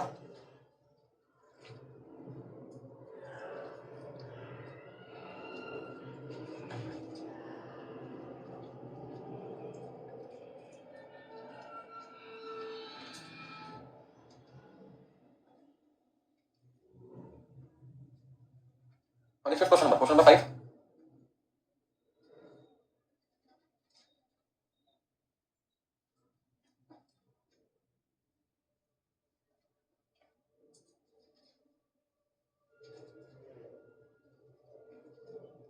क्वेश्चन इसमें करेक्शन ये करनी है कि जो पहला पॉइंट आर लिखा है वो आर क्यू है, एल की जगह करेंगे क्यू, रीऑर्डर लेवल की जगह reorder quantity, calculate the reorder quantity for which the purchase price will be same under both cases. अभी बोथ केसेस का मतलब क्या, उसके क्वेश्चन पढ़ना पड़ेगा। आफ्टर इनवाइटिंग टेंडर्स, आपने टेंडर्स इनवाइट किए, टेंडर्स का मतलब कोटेशन मांगे लोगों से, टू कोटेशन आर रिसीव, दो कोटेशन आपको मिल गया अलग अलग सप्लायर से। पहला सप्लायर क्या कहते हैं, और एक मिनट में आपको कितने रुपए देंगे, 2 रुपए 20 पैसे। दूसरा सप्लायर क्या कहता है, पहले वाला बेवकूफ है आपको ठीक कहता है धोखा दे रहा है, मैं आपको कितने का दूंगा, 2 रुपए 10 पैसे का, इसका मुझसे खरीदो। इतनी बात होती तो मैं मान लेता कि सही बोल रहा है, लेकिन ये कंडीशन क्या लगा दी कि 2 रुपए 10 पैसे के हिसाब से पर यूनिट मिलेगी, एक मिनट खरीदो 2 रुपए 10 पैसे दो, लेकिन साथ में वन टाइम कितना पैसा दो, 2,000 फिक्स चार्जेस दो। यदि आपने एक मिनट मुझसे खरीदी तो आपको 2 रुपए 10 पैसे प्लस 2,000 कितने की पड़ेगी यूनिट, 2,000 2 रुपए 10 पैसे कितने की पड़ेगी, 2,000 2 रुपए 10 पैसे। तुमने वीको क्या कहा आगे समझा, पहले वाले से कितना मांग रहे, 2 रुपए 20 पैसे, तो कितना मांग रहे 2 रुपए 10 पैसे प्लस 2,000, 2,000 2 रुपए 10 पैसे, किससे खरीदे, इसे खरीदना चाहिए, ये बेटर है ठीक है ना। अब मान लो 1,000 रुपए खरीदिए तो 1,000 रुपए पहले वाले से कितने की पड़ेगी, 2 रुपए 20 पैसे के हिसाब से 22 होगी, और दूसरे वाले से 2 रुपए 10 पैसे के हिसाब से 1,000 रुपए 2100 प्लस 2,000 4100, अभी भी सस्ता कौन है, ये बेटर है। मान लो 2,000 यूनिट खरीदनी होगी तो यदि मैं 2,000 यूनिट खरीदता, 2,000 यूनिट पर मुझे 2 रुपए 20 पैसे के हिसाब से कितने पैसे देने पड़ते, 4400, और यहाँ पे 2 रुपए 10 पैसे के हिसाब से 2,000 यूनिट पे कितने देने पड़ते, 4200 प्लस 2,000 6200। अभी भी फायदा किसमें, ठीक है। मान लो मुझे 20,000 यूनिट खरीदनी होगी, कितनी खरीदनी होगी 20,000, तो देखो कितना आता 20,000 इंटू 2 रुपए 20 पैसे 44,000, और यहाँ पे 2 रुपए 10 पैसे के हिसाब से पहले 20,000 को मल्टीप्लाई किया 42,000 प्लस 2,000, दोनों में क्या है 44 इसमें 20,000 को क्वांटिटी है, यहाँ पर 1,000 से खरीदो तो भी 40,000 कॉस्ट है, 20,000 से खरीदो तो भी 40, तो बाई चांस मैंने 20,000 बोला, मेरा आंसर क्या हो गया, मैच हो गया। इस क्वेश्चन का पहला आंसर आपको एक ऐसी क्वांटिटी ढूंढ के बतानी है जहाँ पे दोनों में से किसी भी सप्लायर से सामान खरीदे, कॉस्ट क्या है सेम है। हमने जहाँ पे देखा सेम नहीं आ रही थी, 2,000 पे देखा सेम नहीं आ रही थी, 4,000 पे चलते देखने सेम नहीं आएगी, 20 पे देखा कितना है सेम, तो क्या जानते टाइम है कि क्वांटिटी को चेक करते हैं, तो हमें ऐसा फॉर्मूला ढूंढना पड़ेगा जहाँ पे एक ही बात में आपका आंसर आ जाए ठीक है। आपको क्वेश्चन नंबर 5 में सिर्फ पहला पार्ट क्या निकालना है, आर क्यू निकालना है, वो आपको पता नहीं है। एज्यूम देखो R Q be X units, हमने माना कि आर क्यू रीऑर्डर क्वांटिटी वो क्वांटिटी है जहाँ पर सामान खरीदने के बाद आपकी कॉस्ट क्या आएगी सेम है, cost of two suppliers will be equal, same भी लिख सकते हैं, इक्वल भी लिख सकते हैं। हमने कहा एक्स यूनिट पर आप किसी भी सप्लायर से खरीद रहे हैं, आपकी कॉस्ट क्या आएगी। अब टोटल कॉस्ट ए सप्लायर की किसके बराबर आनी चाहिए, टोटल कॉस्ट बी सप्लायर की। ए सप्लायर का फॉर्मूला क्या है, जितनी मर्जी क्वांटिटी खरीदो, quantity multiply by cost per unit, A supplier की, और यहाँ पे फॉर्मूला क्या, quantity into cost per unit plus fix charges. ऐसे तो कॉस्ट निकाल कर दिया आपको, 1,000 यूनिट की कॉस्ट कैसे निकालेंगे, 1,000 इंटू 2 रुपए 20 पैसे, आपने कहा 2200, और दूसरे केस में क्या बोला 1,000 इंटू 2 रुपए 10 पैसे 2100 प्लस 2,000 4000, उसी को हमने फॉर्मूले में कन्वर्ट कर दिया ठीक है। हम तो यहाँ पे क्या फॉर्मूला दिखाई दे रहा है, क्वांटिटी काम करते हुए इधर जाते हैं,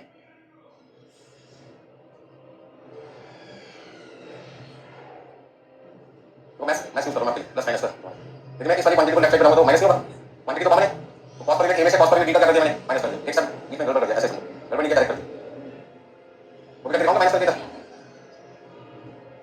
चलिए चलो। तो क्वांटिटी कैसे निकालोगे, fix charges minus B supply divided by cost per unit A supply cost per unit. बताओ फॉर्मूले ये क्वांटिटी का मतलब क्या था? आर क्योंकि एक्स यूनिट है, आप इसको यहाँ पे क्या लिख सकते हैं? R Q equal to X units equal to fix charges कितने क्वेश्चन में? 2 रुपये 20 पैसे, 2000 को डिवाइड कर दो किससे? कितनी यूनिट आ गई? 200 नहीं 20 का।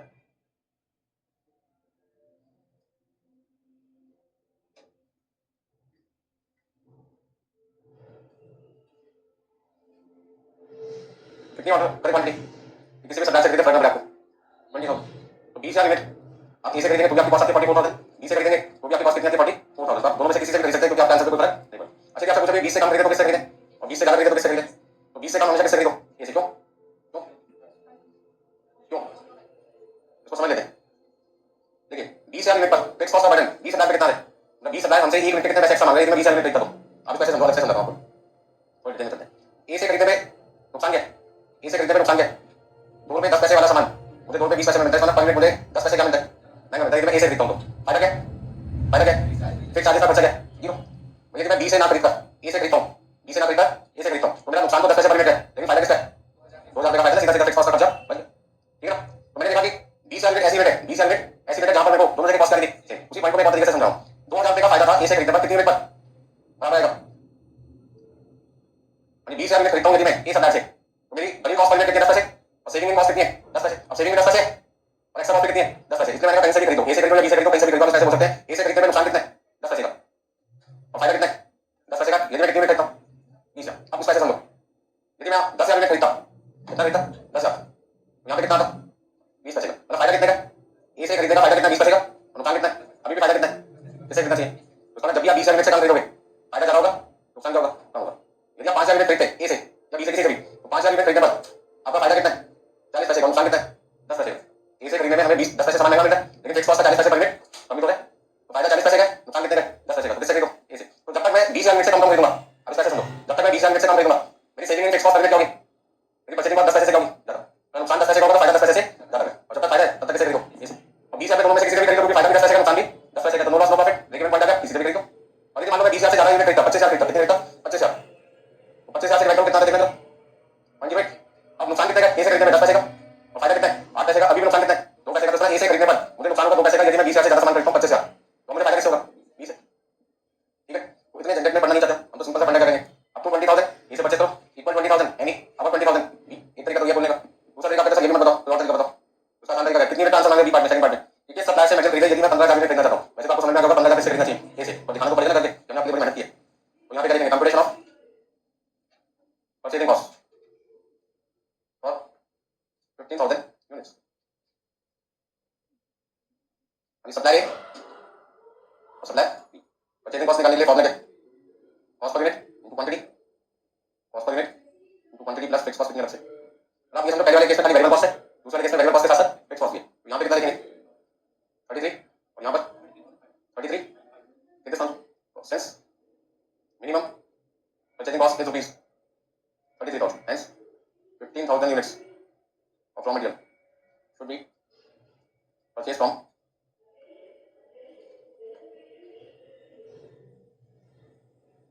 सप्लाई।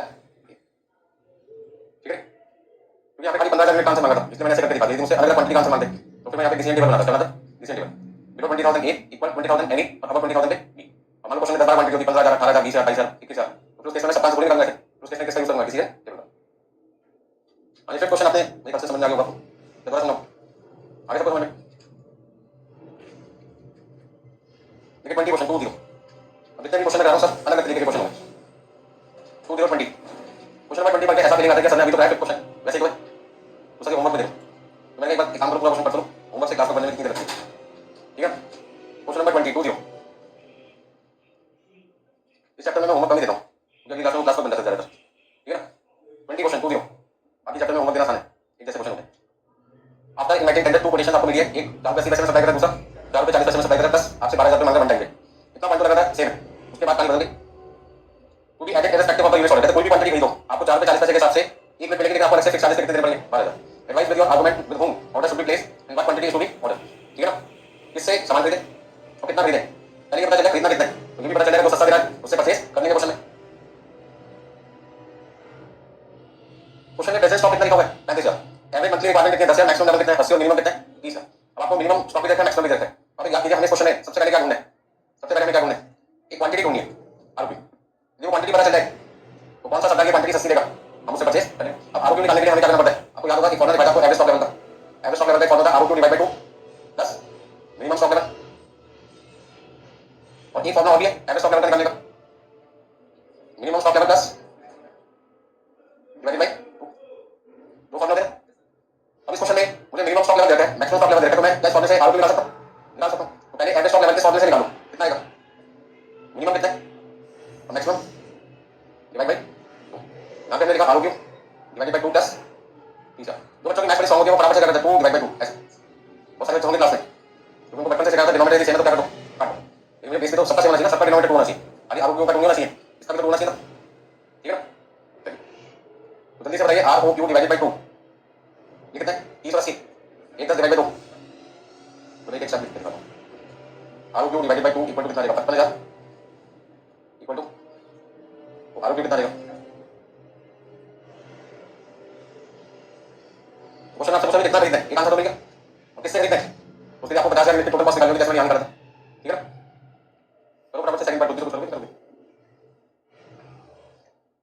तो पिछले क्वेश्चन में हमें आरओक्यू निकालने के लिए कंडीशन बता रखी थी कि ऐसी आरओक्यू निकाले जहां पे दोनों सप्लाई की कॉस्ट है सेम। इस वाले क्वेश्चन में हमें वाला पॉइंट नहीं लिख दिया, दोनों क्वेश्चन में डिफरेंस है, शुरू में सिमिलर था तो दोनों क्वेश्चन में क्या डिफरेंस था वो पॉइंट रिपीट करना चाहता हूं आपके साथ। क्वेश्चन नंबर 5 में आपसे पूछे थे आरओक्यू बताओ, इसमें क्या पूछे आरओक्यू बताओ, दोनों में फर्क क्या था, उसमें आरओक्यू निकालने की कंडीशन क्या थी, एक ऐसी क्वांटिटी बताओ जहां पे दोनों सप्लाई की कॉस्ट है सेम है, और यहां पर ऐसी कोई कंडीशन नहीं है, अदर इंफॉर्मेशन देती थी स्टॉक लेवल की जिसकी मदद से क्या निकाल दिया आरओक्यू, ठीक है इतना। अब 50,000 यूनिट आपका पहला आंसर आ गया, और दूसरे आंसर में 50,000 यूनिट किससे खरीदे, उससे खरीदेंगे जिससे कॉस्ट क्या आएगी, आपका आरओक्यू कितना आ गया 50,000 यूनिट, आपका बत्ती नोट हो गया निकाल दोगे।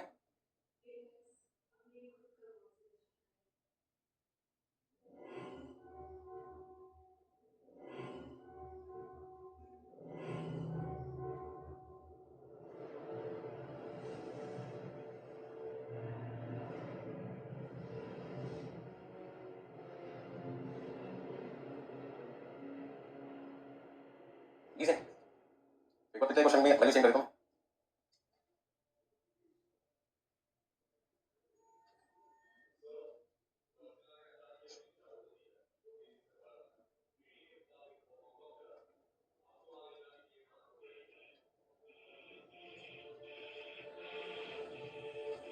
कितना आ गया 240 और 232, मिनिमम परचेजिंग कॉस्ट कितने 232, ठीक है ना।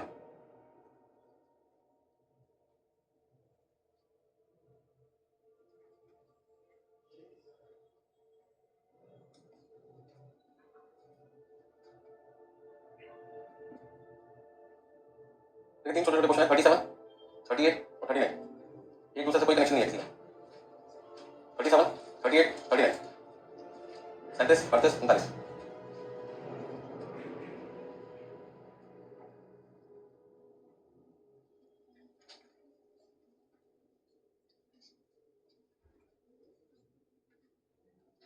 वो सब याद है, चलिए नेक्स्ट आंसर पे चलते हैं 37 पे।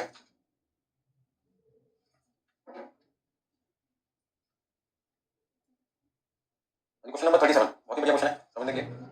A company is considering the possibility of purchasing from a supplier component 2 economics, एक कंपोनेंट 2 है, कंपोनेंट का नाम क्या है कंपोनेंट 2, जैसे बहुत सारे अब जैसे कैलकुलेटर का फिनिश बोर्ड है उसको बनाने में डिस्प्ले एक कंपोनेंट है, जो कवर है दूसरा कंपोनेंट है बटन, तीसरा कंपोनेंट है, तो यहां पे कौन से कंपोनेंट की बात करें कंपोनेंट 2। तो मार्केट में हम बना खरीदते थे, अब सोच रहे हैं खुद बनाना शुरू कर, फर्स्ट टाइम क्या है हम सप्लायर से कंपोनेंट 2 परचेस करते थे, अब हम सोच रहे हैं खुद बनाना चालू कर दें। इसका आपको यहां पर एक तरीके से क्या सीखने को मिलने वाला है, डीसीएम मीटिंग, ठीक है।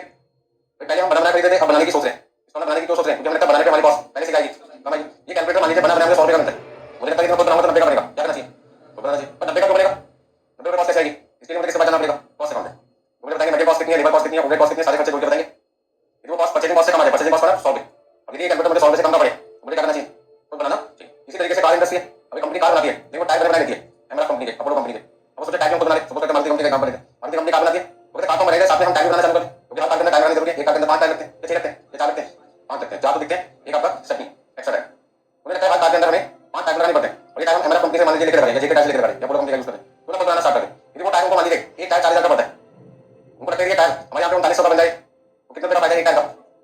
100 रुपये का। 5 टायर पे कितना है? 500 का। तो साल में हमारी 10,000 गाड़ियाँ बनती है, 10,000 इंटू 500, 50 लाख हो गए। जीरो की बड़े समझ 10,000 इंटू 500, 50 लाख। 50 लाख रुपये का हमें फायदा हो रहा है, क्या करना चाहिए? बनाना चाहिए, बनाना चाहिए, ठीक है। और यदि लगता है कि आपको बनाने में 4500 का एक टायर पड़ता है तो 40,000 खरीदने का फायदा, क्योंकि हमारे एक टायर पे 500 का नुकसान, 5 टायर पे 2500 का, 2500 इंटू 10,000 रुपये कितना देगा आपके पास में? 2,50,00,000 रुपये, 2.5 करोड़ का नुकसान हो जाएगा। क्या करना चाहिए? टायर जैसे खरीदते वैसे खरीदते रहो, गाड़ी बनाने में दिमाग लगाओ, ना कि टायर बनाने। तो बहुत सारी कंपनी सोचते हैं खुद ही क्यों टायर बनाने, देखो इतना सस्ता बनाने वाले जितने में आपको बनाना है। एक और कंपनी क्या करती है, खुद बनाने की टायर। यहाँ पे भी आपको डिसीजन मेकिंग करनी है। जो कंपोनेंट टू अभी तक आप मार्केट से बना बनाए खरीदते थे, क्या आपको बनाना चालू कर दें? The supply will provide the component in the necessary quantity eight unit price of 9। Supply करता है जो भी क्वांटिटी आपको चाहिए, 1 10 15 20 50 500 1000 5 लाख, हम आपको देने के लिए तैयार है, कितने रुपए के हिसाब से? 9 रुपए के हिसाब से। Transportation and storage cost will be negligible, मतलब कि सप्लाई से सामान खरीदो 9 रुपए के हिसाब से, वो कहता है आपको ट्रांसपोर्ट कॉस्ट भी देने की जरूरत नहीं। जब मांगोगे तभी दे देंगे, और हम ही देंगे आपको, डिलीवरी फ्री हमारी तरफ से, स्टोरेज कॉस्ट भी जीरो। क्यों? क्योंकि जब आपको चाहिए तभी होगा, आपको स्टोर करने की जरूरत नहीं पड़ेगी, क्योंकि ट्रांसपोर्टेशन कॉस्ट और स्टोरेज कॉस्ट जीरो रहेगी। कब? यदि मैं सप्लाई से मार्केट से खरीदूं बनाना है कितने में, तो इसका पहला ऑप्शन क्या मेरे पास है? ऑप्शन 1 क्या?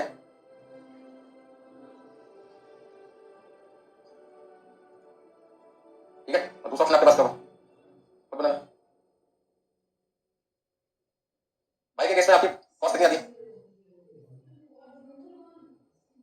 परचेजिंग कॉस्ट रुपीज 9 पर। अब दूसरा ऑप्शन 2 है, इसमें आप खुद बनाना चाहते हो, खुद बनाओगे तो मटेरियल लगाना पड़ेगा, लेबर का खर्चा भी होगा, अदर एक्सपेंसेस भी आपके होंगे। तो देखिए कौन कौन सी कॉस्ट आपको लगानी पड़ेगी, क्वेश्चन का पूरा पढ़ लेते हैं। The company produces the component from a single raw material in the economic lot of 2000 unit at cost of ₹2 per unit. Company कहती है कि हम इकोनॉमिक लॉट पे काम करेंगे, मतलब ईओक्यू पॉलिसी फॉलो करेंगे। जब खुद बनाएंगे तो कंपनी कौन सी पॉलिसी फॉलो करेगी? और इस समय ईओक्यू कितना क्वेश्चन है, 2000 कंपोनेंट्स है, एक यूनिट आपको कितने की मिलती है? 2 रुपए की। एनुअल डिमांड कितनी है आपकी? 20 का। तो सबसे पहले आपको क्या करना पड़ेगा? मटेरियल कॉस्ट ढूंढनी पड़ेगी। कौन सी कॉस्ट ढूंढनी पड़ेगी? मटेरियल कॉस्ट में कौन सी कॉस्ट होती है? Annual purchasing cost, annual operating cost और एनुअल कैरी कॉस्ट। अब आप सोचोगे सर आपने यहाँ तो आंसर पर यूनिट लिखा है और यहाँ से कौन सा लिखे हो? एनुअली। तो बाद में हमें क्या करना पड़ेगा? 20 यहाँ से टोटल कॉस्ट को क्या करना होगा? डिवाइड करना पड़ेगा, ताकि एक यूनिट की कॉस्ट आ जाए। इसके अलावा डायरेक्ट लेबर कॉस्ट भी आपको इनकर करनी पड़ेगी, लेबर कॉस्ट। पहला खर्चा होगा आपके पास में मटेरियल कॉस्ट, दूसरा खर्चा कौन सा आपका? Labour cost. पहले इन दोनों को ढूंढ लेते हैं, ये दोनों दिक्कत करने वाले हम। Direct labour cost for the component is ₹6 per unit. एक मिनट बनाने में आपको लेबर का खर्चा कितना करना पड़ता है? 6 रुपए। आपकी लेबर कॉस्ट कितनी आ गई? 1,20,000। अच्छा मटेरियल आप कितना खरीदोगे? और मैं परचेजिंग कॉस्ट का annual demand into cost per unit. Order cost कैसे निकालते हैं? Annual demand divide by order quantity into cost per order. Order quantity divide by 2 into carrying cost per unit per annum plus minimum stock. तो देखते हैं question में company minimum stock maintain करते नहीं करते। ध्यान दीजिए, फिर से सेकंड पैराग्राफ पढ़ते हैं शुरू से। The company produces the component from a single raw material in economic lot of 2000 unit at a cost of 2 per unit. Company एक बार में 2000 यूनिट परचेज करते हैं, जो कि इकोनॉमिक लॉट होता है ईओक्यू, मतलब कंपनी ईओक्यू पॉलिसी फॉलो कर रही है। और एक यूनिट में सप्लाई से कितने की मिलती है? 2 रुपए की। और पूरे साल की डिमांड कितनी है? 20,000। तो एनुअल परचेजिंग कॉस्ट होगी 20,000 इंटू 2 40,000। तो कंपनी ईओक्यू पॉलिसी फॉलो कर रही है। द एनुअल होल्डिंग कॉस्ट 25 पैसे पर यूनिट। तो 25 पैसे पर यूनिट के हिसाब से यहाँ पे थोड़ा सा फॉर्मूला चेंज करना पड़ेगा। Order quantity divide by 2 plus minimum stock. Question में कितना है? 400। और आपकी कैरिंग कॉस्ट कितनी है? 25 पैसे, क्योंकि 400 यूनिट आपको बोगस रखने का खर्चा आएगा। अच्छा बात नहीं समझ आ रही, लेकिन मैं ईओक्यू का फॉर्मूला यूज कर रहा हूँ, इसका मतलब मैं किसकी बात मान रहा हूँ? तो विल्सन कहता है कि आपको सेफ्टी स्टॉक रखने की जरूरत नहीं। और ये बात उसने कौन सी कंपनी की लिखी थी? यहाँ पर किसी भी कंपनी के रूल एप्लीकेबल हो सकता है, जहाँ पे सप्लाई आपको टाइम पे डिलीवर करे। पर हमारा मैन्युफैक्चरर होता है, मुझे तो सेफ्टी स्टॉक कितना मेंटेन करना है? 400 मेंटेन करना है, मेरी मर्जी मैं करना चाहता हूँ, तो रोक सकता हूँ उसको? नहीं, ठीक है। सपोज करते हैं आप जब स्कूल जाते थे, पिक एंड ड्रॉप आपके पेरेंट्स ही करते थे, छोड़ के भी हो जाते थे, लेके भी हो जाते थे, फिर भी आप उनसे 10 पैसे मांगते थे, तो ठीक फिर भी मांगे क्यों? गाड़ी जिस तरीके से दूसरों की खराब होती है, अपनी तो हो सकती है खराब। आदत छोड़ जाने थोड़ी जिंदगी में गाड़ी खराब होगी, रास्ते में गाड़ी पंचर हो गई, स्टेपनी एक्स्ट्रा थी नहीं, वो भी पंचर थी, ऐसा नहीं क्या होगा? टाइम लग जाएगा ना पंचर करवाने में, और उसी दिन हमारा एग्जाम है, तो हम क्या करें? वेट करते रहे पंचर करने का, एग्जाम के लिए दूसरा ऑटो पकड़ के फटाफट से भागें, तो पैसे चाहिए ना सब। तो विल्सन ने हमें कहा कि हमें सेफ्टी स्टॉक मेंटेन करने की जरूरत नहीं है, बट हम विल्सन की बात ना माने तो क्या होगा? आपको एक्स्ट्रा पैसे खर्च करने पड़ेंगे किसके? सेफ्टी स्टॉक को भी रखने के। तो विल्सन के हिसाब से सेफ्टी स्टॉक जीरो होता है, और हमारी मर्जी का सेफ्टी स्टॉक मेंटेन करेगा। तो हमने सेफ्टी स्टॉक रखा हुआ है, इसका मतलब सेफ्टी स्टॉक वाली क्वांटिटी का भी कैरिंग कॉस्ट का खर्चा दिया करना पड़ेगा। बात समझ में आ गई? तो देखिए कितना था, 1000 में 400 1400 इंटू 25 पैसे 350। अब क्वेश्चन के अंदर ध्यान दीजिए, हमें ऑर्डर कॉस्ट निकालनी है, जिसका फॉर्मूला क्या होता है? ऑर्डर कॉस्ट का फॉर्मूला क्या होता है? Annual demand divide by order quantity into cost per order. इस क्वेश्चन में कॉस्ट पर ऑर्डर मिसिंग है, पर एक अच्छी बात थी इस क्वेश्चन में, क्या कि इकोनॉमिक ऑर्डर क्वांटिटी मुझे क्वेश्चन ने दी है। तो ऐसे केस में मैं क्या निकाल सकता हूं? कॉस्ट पर ऑर्डर निकाल सकता हूं। निकाल कैसे निकालना, ढूंढ कर बता दीजिए।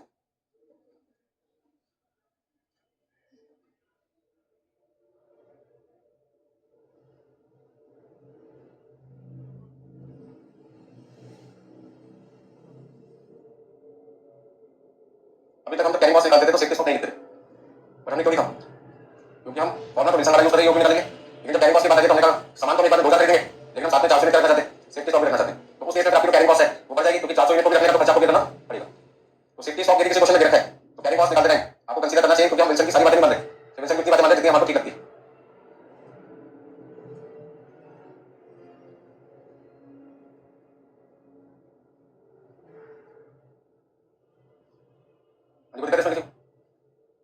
कॉस्ट पर ऑर्डर निकालने के लिए मुझे इस क्वेश्चन में सबसे पहले फॉर्मूला से जान लेना पड़ेगा। मुझे क्वेश्चन में क्या दे रखा है, ईओक्यू। इसका फॉर्मूला क्या है, 2 into annual demand into cost per order divided by carrying cost per unit. अच्छा मेरे को दो ऑप्शन है, या तो मैं यहाँ पे अंडर रूट का साइन लगाऊं या अंडर रूट का साइन लगा के क्या कर सकता हूँ, कर सकता हूँ।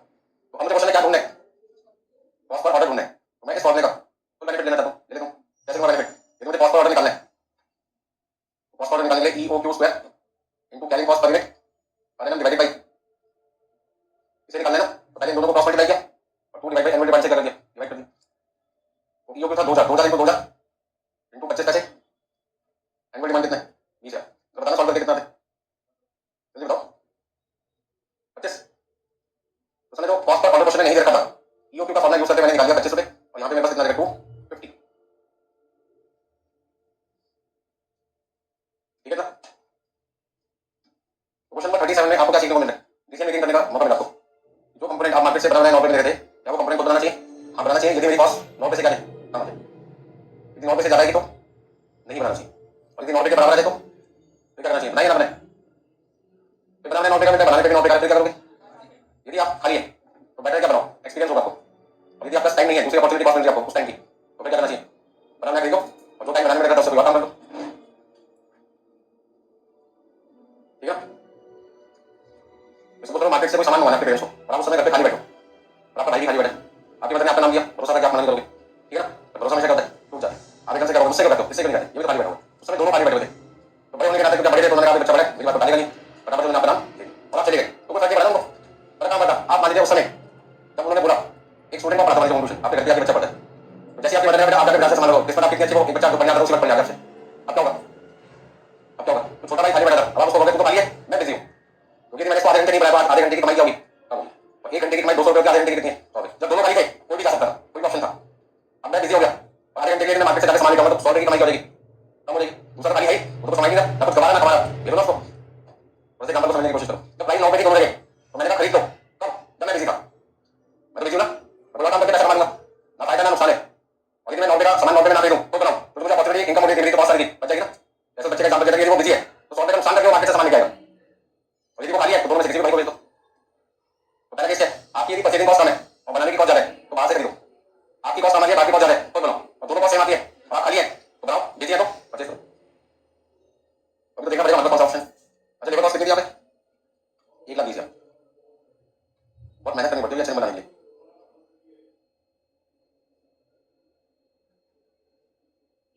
अभी बचे कॉस्ट का पता लग गया, लेबर कॉस्ट का पता लग गया, अभी और भी तो खर्चे होंगे जो इनका करने। देखो क्या लिखा आगे, fix the manufacturing overhead charge at 3 per unit based on normal activity of 20,000 units. कहते फिक्स चार्ज का खर्चा 3 रुपए पर यूनिट है, 20,000 यूनिट का कितना हुआ, 7,000। The company also hire the machine on which the components are produced at the rate of ₹200 per month. कहते हैं मशीन जिस पर आपको प्रोडक्शन करना है उसे किराए पे लाना पड़ेगा, किराया कितना देना होगा, 200 रुपए महीने का। तो हायर चार्जेस कितना है, हायर चार्जेस ऑफ मशीन कितना लिखूं, तो अभी 200 को नहीं, क्योंकि यहाँ पर मैं तो सारे खर्चे निकालूं, किसके निकालूं, एक साल के निकालूं, किसके निकालूं, एक साल के। तो 200 को मल्टीप्लाई किया किससे, 12 से। भाई लेबर कॉस्ट 1 साल की है, मेटेरियल कॉस्ट 1 साल की है, तो हायर चार्जेस किससे लूंगा, 1 साल के। अब पॉइंट नंबर 4, बच्चों बोले आपने फिक्स चार्जेस नहीं लिखा, मैं लिख देते 20,000 इंटू 3 कितना, 7,000। अब मेरा क्वेश्चन लिखना चाहिए नहीं लिखना चाहिए, क्वेश्चन का जवाब तो दो, लिखना चाहिए नहीं लिखना चाहिए, ये बताओगे। देखिए फिक्स चार्जेस कब लिखते हैं, जब कंपोनेंट बनाने की वजह से फिक्स कॉस्ट आपकी इंक्रीज होगी। इस रूम में मैं आपको पढ़ा रहा हूँ कौन सा सब्जेक्ट, कॉस्ट अकाउंटिंग, इसी रूम में मैं फाइनेंशियल मैनेजमेंट भी पढ़ाऊँ, एफएम सब्जेक्ट, वो है मैं कोई सब्जेक्ट ले लो, तो क्या बताना मुझसे अलग किराया मांगेंगे, क्यों मांगेंगे, दो बार जगह क्यों लेंगे, एक बार कॉस्टिंग एक बार एफएम के लिए। तो मैंने उनसे क्या कहा, जब मैंने जगह आपसे किराया खरीदी तो आपसे बात की मंथली किराया दूंगा 20,000, 25,000, 40,000, 50,000 जो भी अमाउंट फिक्स होगा, ठीक है। तो जब मैं उनसे जगह लेके आया उस समय मेरे माइंड में क्या चल रहा था, मैं खाली कॉस्ट अकाउंटिंग पढ़ाऊंगा, ठीक है। तो सारा का सारा खर्चा उस जगह का किराया मैंने किस पे डाल दिया होगा, कॉस्ट अकाउंटिंग सब्जेक्ट पे डाल दिया। बाद में मैंने सोचा एफएम में पढ़ा तो 3 दिन तो खाली होता है, एम पे पढ़ाता हूँ, टीडीएस पे खाली होगा, टीडीएस पे पढ़ाता हूँ, एम पे खाली। मकान का किराया जगह का किराया 30 से 30 दिन का जाए, चाहे वो टीडीएस हो चाहे एम पे, दूसरे थर्सडे सैटरडे हो या मंडे वेडनेसडे फ्राइडे। अब मैं जगह का यूज कर रहा था पढ़ाने के 4 दिन, दूसरे थर्सडे सैटरडे संडे, और कितने दिन जगह का यूज नहीं कर रहा था, मंडे वेडनेसडे फ्राइडे। तो मैंने पूरा एक नया सब्जेक्ट स्टार्ट कर देते हैं, पढ़ाई भी बढ़ेगी और जगह भी यूटिलाइज हो जाएगी। अब वो जगह पे मैं पढ़ाऊंगा ना पढ़ाऊं, मकान मैंने कहा कितना एक्स्ट्रा जाएगा मेरी जेब से मंडे वेडनेसडे फ्राइडे, सोच के बताना, बोलो तो नहीं जाएगा, क्योंकि हम पहले ही 30,000 पे 50,000 एक लाख अमाउंट था, वो देख ये सोचकर टेंशन क्या पढ़ाएंगे, कॉस्ट अकाउंटिंग। इसमें एग्जिस्टिंग प्रोडक्शन तो चलिए था ना, एग्जिस्टिंग प्रोडक्शन मतलब मैं कॉस्ट अकाउंटिंग आपको पढ़ाई करता हूं। एफएम पढ़ाऊंगा नहीं पढ़ाऊंगा डिसीजन मेकिंग की बात है ना, एफएम का पहले पढ़ा था जब जगह क्या करी थी, नहीं क्या एफएम पढ़ाने के लिए जगह अलग से क्या करूंगा, नहीं तो साला एफएम को पढ़ाने के लिए अलग से उनका किराया दूंगा, नहीं दूंगा ना, तो फिर चार्जेस आएगा, ये तो मैं बोल रहा हूं। बात समझ में आ गई? आपने कोई फैक्ट्री किराए पे ले ली, ये तो चलो सब्जेक्ट की बात थी, फैक्ट्री किराए पे ले ली, उस फैक्ट्री के अंदर एक प्रोडक्ट आप बना रहे, पहले क्या बना रहे, एक प्रोडक्ट, अभी क्या बना रहे, एक प्रोडक्ट, जब जगह किराए पे ली तब भी क्या बना रहे, एक प्रोडक्ट, उसका वो जगह आपने किराए पे ली किसके लिए ली थी, एक प्रोडक्ट बनाने के, अब आप प्रोडक्ट क्यों बी भी मैं खुद ही बना लेता हूं, तो मैं बी प्रोडक्ट खुद ही बना लेता हूं, अभी बनाया नहीं है तो सोच रहे हो, तो यदि बी प्रोडक्ट आप खुद ही बनाओगे तो क्या मकान मालिक को बी प्रोडक्ट बनाने के लिए अलग से किराया क्या हो जाएगा, हाँ या ना, लेकिन नहीं है, आप वो जगह का दो बार यूज कर रहे हो, ऐसे नहीं करते डबल, एक आप फिक्स है और बी का फिक्स है, तो नहीं करेंगे, ये तो बेईमानी है, चीटिंग है, धोखा है, तो मकान मालिक को कोई फर्क नहीं पड़ता कि आप एक प्रोडक्ट बनाओगे, बी बनाओगे, 100 बनाओगे, 5 प्रोडक्ट बनाओगे, 2 बनाओ, मतलब मुझे जगह का किराया दो, चुपचाप बनाने की तारीख को, बस समझ रहे, तो एक प्रोडक्ट बनाने के बाद यदि मैं दूसरा प्रोडक्ट बनाऊंगा ना बनाऊं तो दूसरे प्रोडक्ट के 40 होंगे, होंगे नहीं, होंगे ही नहीं, क्योंकि आपने अलग से पैसा बची नहीं है, तो ऐसी कॉस्ट आपने क्या बनती है, एक वैल्यू में जो बनती है, क्योंकि आपने उसके लिए कोई एडिशनल चार्जेस पे नहीं कर, बस समझ में, तो जिस तरीके से मैं यहाँ तक कॉस्ट अकाउंटिंग से रिकवर कर रहा था, मैं सोचूं क्यों ना एसएम बनाना स्टार्ट करूं, क्यों ना लॉ बनाना स्टार्ट करूं, क्यों ना ओएमएस बनाना स्टार्ट करूं, क्यों ना फाइनल का एसएम फाइनल की कॉस्टिंग बनाना स्टार्ट करूं, क्योंकि सारे सब्जेक्ट में स्टार्ट करूं, सोच रहा हूं, सोचा नहीं, इसे लेके कर रहा हूं, पढ़ाऊंगा ना पढ़ाऊं, तो क्या अलग से मंडे वाले से फ्राइडे की जगह का यूज करने की अलग से फिक्स हो जाएगी, अलग से रह जाएगा, नहीं ना, इधर नहीं, क्योंकि ये खर्चा तो मैं ऑलरेडी कर चुका, महीने का क्या मेरा 30 दिन का एक तारीख को ही चला जाता है, अब मैं मंडे वाले से फ्राइडे पढ़ाऊं या ना पढ़ाऊं, ये मेरी मर्जी, ठीक है, तो यहाँ पर ध्यान रखना, क्या ध्यान रखना है, यदि कोई काम आप पहले से कर रहे हो और एक नया काम आप शुरू करते हो, तो नए काम को शुरू करने के जब तक आपको अलग से किराया ना देना पड़े उस काम के लिए, तब तक आपके फिक्स चार्जेस पुरानी जगह से पूरे रहेंगे, और पुरानी जगह का किराया तो पहले जा चुका, दोबारा पूरी जा रहा है, जब जाएगी ना तो पैसा खर्च ही नहीं हुआ, खर्चा ही हुआ तो बाद में चार्ज करोगे, आपने वो कॉस्ट करी, ये एलिमेंट होगी क्योंकि वो कॉस्ट आपके लिए नहीं थी, पुराने वाले प्रोडक्ट के लिए जाकर उसको रिकवर कर, जैसे इस जगह का क्या पुराना प्रोडक्ट कॉस्ट अकाउंटिंग से रिकवर कर लिया, तो कॉस्ट सेक्शन यदि मैं सब्जेक्ट पढ़ाता हूं, ग्रुप 2 में कॉस्ट सेक्शन है या मैनेजमेंट अकाउंटिंग है या एफएमबीडी है, कोई भी सब्जेक्ट पढ़ाता हूं, तो अभी पढ़ाई है पढ़ाता हूं तो मेरी कॉस्ट कितनी है, किस रूम की, कितनी तारीख रुपया है, तो नए सब्जेक्ट को पढ़ाने के लिए रैंक का खर्चा कितना है, 40 कितने लगे, चलो और एग्जांपल देते हैं, राजू मेरा स्टाफ है उसकी सैलरी जाती है, फिर 40 लगेगी, तो कॉस्ट अकाउंटिंग पढ़ाऊं, टैक्स पढ़ाऊं, लॉ पढ़ाऊं, अकाउंट पढ़ाऊं, कुछ भी पढ़ाऊं, मुझे कोई फर्क पड़ता है कि सर ने कौन सा सब्जेक्ट पढ़ाना है, बस समझ रहे, ये सब्जेक्ट कितनी नॉलेज होती है मेरे स्टाफ को, तुम भी पढ़ाओ तो नहीं, हमको पता नहीं, आप समझो, तो उसका मैं कौन सा सब्जेक्ट पढ़ाऊं, कौन सा पढ़ाऊंगा, उससे तो कोई लेना देना नहीं है, और महीने की सैलरी मानो 15,000 जाती है, और मैं नया सब्जेक्ट शुरू करने वाला हूं, कितनी सैलरी बढ़ेगी उसकी, कुछ भी नहीं बढ़ेगी, कितनी सैलरी घटेगी, कुछ भी ना बढ़ेगी ना घटेगी, मैंने तो मैं करूंगा एक्स्ट्रा, जैसे मैं जगह का एक्स्ट्रा किराया दूंगा ऐसे ही मैं एक्स्ट्रा सैलरी दूंगा, सैलरी कितनी बढ़ेगी एक सब्जेक्ट की, अब उतनी ही सैलरी कितनी होगी, दो सब्जेक्ट, क्योंकि हमको सैलरी देगा महीने में 30 दिन काम करने के, इसमें से मंडे वाले से फ्राइडे नहीं पढ़ा रहे तो फायदा उसको होगा, तो पूरी तरह सैलरी हटाना, सर आप 3 दिन आते ही हो और मैं 3 दिन खाली बैठ जाता हूं, मुझसे 3 दिन की सैलरी पैसे वापस ले लो, अब मैंने पढ़ाना शुरू कर रहा हूं, मैं सोच रहा हूं पढ़ाऊंगा ना पढ़ाऊं, तो सोच रहा हूं ना, पर कुछ सोचने में क्या अलग से सैलरी देनी पड़ेगी, नहीं देनी पड़ेगी, क्योंकि वो सैलरी मैं पहले से दे रहा हूं, तो एक सब्जेक्ट पढ़ाऊंगा, 2 पढ़ाऊंगा, 3 पढ़ाऊं, पढ़ाने के हिसाब से थोड़ी रहा हूं मैं तो महीने के हिसाब से दे रहा हूं, और ये मेरे पास सब्जेक्ट के हिसाब से सैलरी होती है, एक सब्जेक्ट के 5 या 2 सब्जेक्ट के 10 या 3 सब्जेक्ट के 15 4 सब्जेक्ट के 20, तो ये मैं 14 सब्जेक्ट पढ़ाता तब मैं उसको 5,000 रुपए देता एक्स्ट्रा देता, तब मेरी कॉस्ट बढ़ती, तो अभी आपको फिक्स चार्जेस यहाँ पर नहीं लिखना, ठीक है, नीचे लिखा भी है fix the manufacturing overheads evaluation for decision making, because it is a sunk cost मतलब जो कॉस्ट पहले ही इनका हो चुकी होती है, ठीक है, जो कॉस्ट पहले ही इनका हो चुकी होती है आपके डिसीजन लेने से पहले, मतलब एक तरीके से कह सकते हैं डूबी हुई कॉस्ट, जो कॉस्ट आपके डिसीजन लेने से पहले इनका हो जाती है, अब आप डिसीजन हाँ करें या ना करें, वो कॉस्ट का पैसा ना आपको वापस आने न जाए, ठीक है, आपने मूवी की टिकट खरीदी, मूवी देखने जाए या ना जाए, और साथ में लिखा हुआ टिकट पे नॉन रिफंडेबल, कोई पैसा नहीं मिलेगा, अब वो टिकट के पैसे मिलेंगे नहीं मिलेंगे आपको क्या लगता है, मिलेंगे, देखने पे भी मिलेंगे और ना देखने पे भी मिलेंगे, अब आप मूवी देखने जा रहे थे एकदम से फोन करते या आपके फादर की तबीयत खराब है जल्दी से आओ, आपने उनको बहुत समझाया, आपको बोला 2 घंटे वेट करें, मूवी देख के आपको बराबर चले तो पैसे बता देंगे, मम्मी ने क्या समझाया, बेटा पापा को कुछ हो गया तो अगली टाइम मूवी के पैसे नहीं मिल पाएंगे, अब तू देख ले एक मूवी के पैसे बचाने या आगे के बचाने, तू देखेगा तो भी पैसे वापस नहीं देखेगा, तू भी पैसे बच्चे को क्या करना चाहिए, मूवी देख के इलाज कराना चाहिए पेरेंट्स का, या पहले आ जाए बराबर से तो क्या लगता है, पहले आ जाना चाहिए, तो मूवी की टिकट उसके लिए कौन सी कॉस्ट है, ये रेलेवेंट है, मूवी कॉस्ट है, सन कॉस्ट है, उसका डिसीजन चेंज हुआ, डिसीजन का किससे चेंज हुआ, इमरजेंसी से, ठीक है, अच्छा ये तो मैंने कहा ऐसा एग्जांपल, दूसरा एग्जांपल लेता मान लीजिए आपके दोस्त का फोन है, उसने कहा कहां जा रहा हूं, मैं मूवी देखने जा रहा हूं, उसने कहा कौन सी लगी, मैं उनको बाबा समझ देखने जा, ऐसे बता दूंगा कोडिंग चक्कर में पार्किंग में, मैं कहा टिकट तो खरीद लिया तो जाएगा, टाइम तो पास करने चलने में वहां से, तो मैंने उसकी बात नहीं सुनी, टिकट के पैसे लेंगे नहीं, मैं बात मानूंगा मानूं किसी की, ये तो मेरी मर्जी ना, हो सकता है मेरा डिसीजन चेंज हो जाए, कौन सी बात पर, मैंने कोडिंग 100 रुपए की चिप्स पॉपकॉर्न 200 रुपए 250 रुपए 50 रुपए की 350 रुपए का खर्चा आ गया घटिया मूवी को देखने पर, मेरे दोस्त अच्छे ने मुझे बचा लिया मूवी देखने से पहले, अब से नुकसान किसका है, टिकट लेकर नुकसान है, 100 रुपए की टिकट थी, देखूंगा तो 100 प्लस 350 450 हो जाएंगे, नहीं देखूंगा तो 100 रुपए जा चुके, तो 100 रुपए जा चुके हैं, वो मेरी कौन सी कॉस्ट है, इस एलिमेंट कॉस्ट है, सन कॉस्ट है, पास कॉस्ट है, कॉस्ट ऑलरेडी डिसीजन लेने से पहले इनका हो चुकी है, इसे क्या था दोस्त के फोन आने के बाद मूवी देखूं या ना देखूं, इन 100 रुपए मेरी जेब से पहले जा चुके, तो 100 रुपए रेलेवेंट कब होते, रेलेवेंट कब होते, जब मैं टिकट पहले से बुक कर रहा था, जब मूवी देखने में जाता वहां टिकट काउंटर पे टिकट खरीदता और खरीदने से पहले मेरे दोस्त का फोन आ जाए, मूवी मत देखिए हम लोग देखने जा रहे हैं, और पैसे क्या करूंगा, तो पैसे काउंटर पे लेके खड़ा था, हाथ खींच लूंगा, वो हाथ खींचने का मतलब रेलेवेंट कॉस्ट है, वो 100 रुपए जाते जाते वापस जेब में आ गए, ठीक है ना, बस हो गया सर, चलिए जल्दी से बताओ कितनी कॉस्ट लगी आपकी, टोटल कॉस्ट बताओ कितनी है, 1 लाख, अच्छा यार आगे सही से बोलो यार, कैलकुलेटर का जमाना तब यार हमारा, इतने आलसी मैं बच्चे को नहीं मिले, हाँ 1,63,000, अब क्वांटिटी कितनी है 20 है, तो मेरी कॉस्ट पर यूनिट कितनी आ रही है, manufacturing cost per unit, manufacturing cost per unit, यदि मैं खुद बनाऊंगा तो मेरी कॉस्ट कितनी आ जाएगी, 1,63,000 कॉस्ट आएगी 20,000 में बनाने की, तो 1 मिनट बनाने की कॉस्ट कितनी आएगी, भाई तो 20,000 से 8 रुपए 15 पैसे, सही है, अब आपका डिसीजन क्या होगा, कमेंट करेंगे sense manufacturing cost is lower than purchasing cost, manufacturing cost 8 रुपए 15 पैसे, जबकि परचेजिंग कॉस्ट कितनी है, तो मैन्युफैक्चरिंग कॉस्ट परचेजिंग कॉस्ट से क्या हमें ऐसे भी करना चाहिए, hence component 2 should be manufacture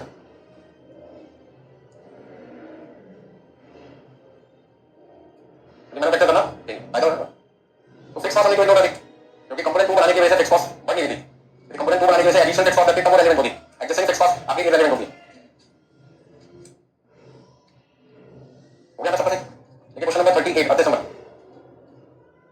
ये दोस्त के साथ पढ़ा करो, अच्छे नंबर आएंगे तो अच्छे पैसे कमा पाओगे फ्यूचर में। ठंडा दोस्त होगा, रिजल्ट भी ठंडा आएगा। अंदर रिजल्ट होने 2-3 घंटे लगेंगे बताते बताते।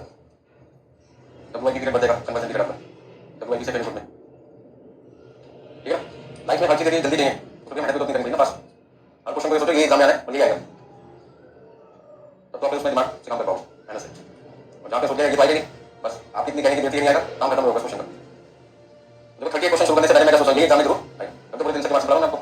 A chemical manufacturing unit uses ingredient A as a basic material. एक मैन्युफैक्चरिंग कंपनी है जो इंग्रेडिएंट ए यूज करते हैं एज अ बेसिक मटेरियल, मतलब मटेरियल ए यूज करते हैं, सिंपल वर्जन कहें तो। The cost of material is ₹20 पर किलोग्राम। 1 किलोग्राम मटेरियल आपको कितने का मिलता है? 1 किलोग्राम मटेरियल आपको कितने का मिलता है? 20 रुपए का मिलता है। इनपुट आउटपुट रेशियो है 120%। क्या मतलब इसका? इनपुट आउटपुट रेशियो का मतलब क्या होता है, पहले तो वो समझ लो।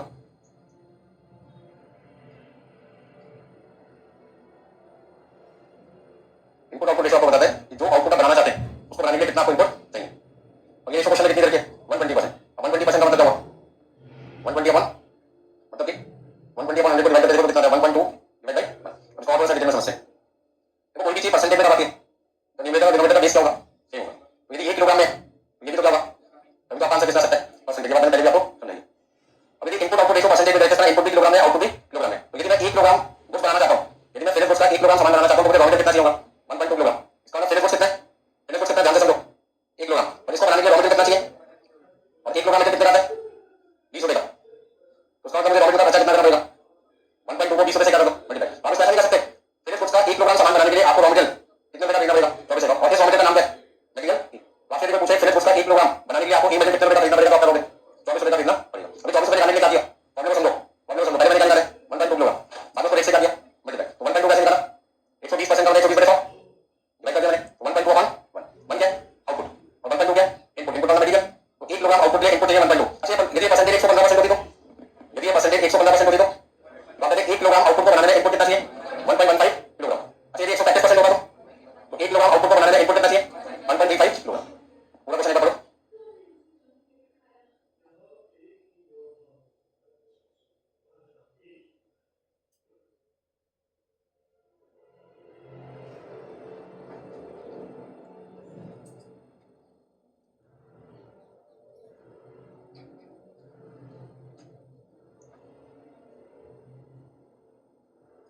तो यहाँ पे कितने क्या due to a sudden shortage in the market the material become non available. अच्छा ये मटेरियल मार्केट में अचानक क्या हो गया? मिलना बंद हो गया। अब यदि मटेरियल मिलना बंद हो गया तो पहला रास्ता क्या? फैक्ट्री में डालना लगा दो।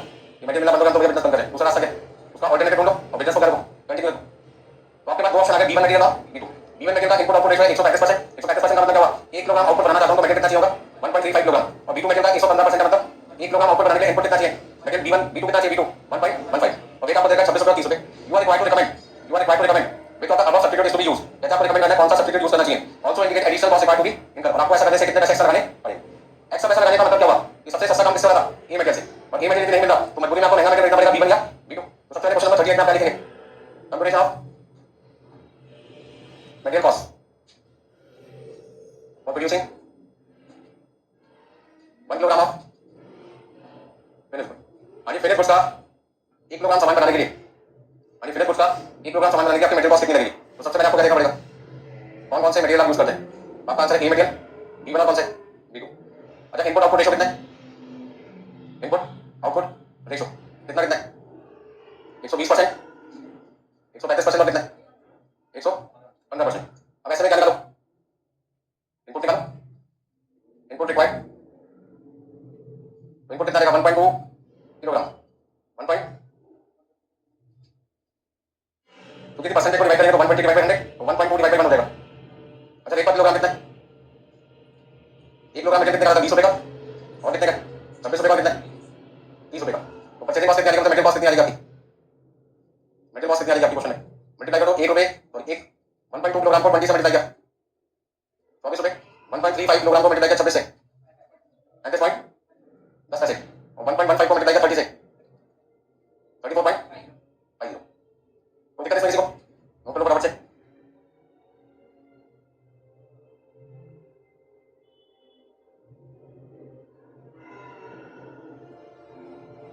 अब बताओ आगे क्या करना है। You are required to recommend which of the above substitute is to be used, कौन सा सब्स्टिट्यूट आपको यूज करना चाहिए, क्या कहते हो। यदि ए मिलता तो वो तो दिक्कत नहीं आती, ए नहीं मिलता तभी तो सब्स्टिट्यूट मेथड की बात आ रही है। तो B two material B one से सस्ता है, ठीक है ना, since minimum material cost for producing 1 kilogram of finished goods is rupees 34.50 if material A is not available in the market। यदि मार्केट में ए मटेरियल नहीं मिल पा रहा, मार्केट में ए मटेरियल नहीं मिल पा रहा तो आपके लिए मिनिमम कॉस्ट कितनी है 34.50, hence B2 material should B use. Answer तो ये होगा। दूसरा, ऐसा करने से अपन खर्चा कितना बढ़ेगा, ऐसा करने से खर्चा आपका कितना बढ़ेगा, खर्चा तो बढ़ेगा क्योंकि पहले आपका दाम हो रहा था 24 रुपए में, जब ये आसानी से मिल पा रहा था, अब ये आसानी से नहीं मिल पा रहा तो बदले में आपको मजबूर है बी मटेरियल इस्तेमाल करना पड़ेगा, नहीं तो फैक्ट्री उतारना पड़ेगा, फैक्ट्री उतारना नहीं सकते तो काम को जारी रखने के लिए करना पड़ेगा, कस्टमर को समझाना पड़ेगा ई मटेरियल मिलना बंद हो गया, बदले में कौन सा खरीदना पड़ेगा B2। और ऐसे में आपको 1 किलोग्राम फिनिश्ड गुड बनाने के लिए जहां 24 रुपए देते थे मटेरियल अब आपसे कितने मिलेंगे 34 रुपए 50 पैसे, आपसे कितना टैक्स लेंगे 10 रुपए 50 पैसे, तो एडिशनल कॉस्ट भी इनका कितना आएगा, हां एक्स्ट्रा कॉस्ट टू बी इनका कितना आएगा आपका 10 रुपए 50 पैसे, नो वैल्यू फटाफट।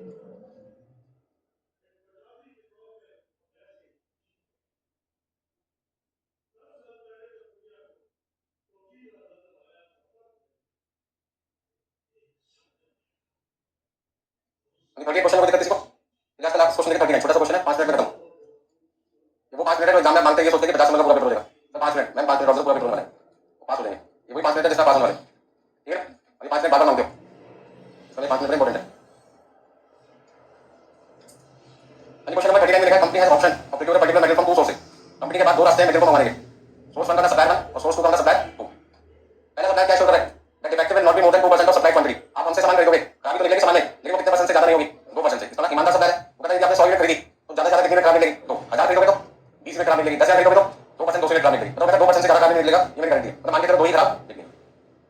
सप्लायर 2 वो बात करते हैं does not get any assurance, कुल बताने का कितना खराब निकलेगा, but on past experience of supply receive, पिछली बार जब हमने सप्लाई से सामान खरीदा था सप्लाई 2 से, पास्ट एक्सपीरियंस बना कितना सामान खराब निकला 2.1%, मतलब 100 यूनिट में 2.1% कितनी होती है 2.1 यूनिट, और यदि 1000 यूनिट खरीदूंगा तो 28 यूनिट, इतना 1000 यूनिट खरीदूंगा 20 लेके चलता हूं, 1000 यूनिट खरीद 20 लेके चलता हूं तो 1000 यूनिट में पहले सप्लाई से 20 यूनिट खराब निकलेगा, दूसरे सप्लाई से 28 यूनिट खराब निकलेगी, इससे सामान कम खराब निकल जाएगा। ऐसे अच्छा बात बताओ खराब दोनों से निकलता है किसी एक से, दोनों से, तो दोनों से ही खरीदना चाहिए था, दोनों से ही सामान नहीं खरीदना चाहिए, लेकिन हर सप्लाई क्या करे तो उतना कुछ वेस्टेज होगी, तो उसका मेरी मजबूरी हो गई कि खराब सामान के भी पैसे देने पड़ेंगे, मतलब एक बंदा तो ईमानदार बोल रहा है पैसा आपसे पैसे दूंगा 1000 यूनिट के, लेकिन 20 मिनट खराब निकलेगी, समझो 980 यूनिट की निकलेगी, और दूसरा कहता है बढ़ा निकालने समझ लो 28 मिनट खराब निकलेगी 1000 में, अब आप बताओ किससे खरीदो, इसमें नुकसान कम हो खरीदना भाई, एक में 20 मिनट खराब निकल गया, एक में 28 मिनट खराब निकल गया, दोनों में खराब सामान मिल रहा है, नुकसान जहां पे कम होगा वहां से खरीदना चाहिए। तो ये वो क्वेश्चन है जहां पे नुकसान होने के बावजूद भी हम सामान खरीदते हैं। अब 20 सप्लाई को ये बात पता चल गई कि मेरे यहाँ पे 28 मिनट खराब निकलती है और पहले वाले सप्लाई के 20 मिनट खराब निकलते हैं, तो कोई भी पर्सन मुझसे सामान नहीं खरीदेगा क्योंकि मेरे यहाँ मिस्टेक है ज्यादा। वैसे मैं क्या समझाया कस्टमर को कि आप मुझसे सामान खरीदोगे तो मेरे यहाँ पे 8 मिनट का नुकसान होगा, मैं मानता हूँ, पर मैं आपको सप्लाई वन के मुकाबले 100 रुपए सामान दूंगा, सस्ता दूंगा।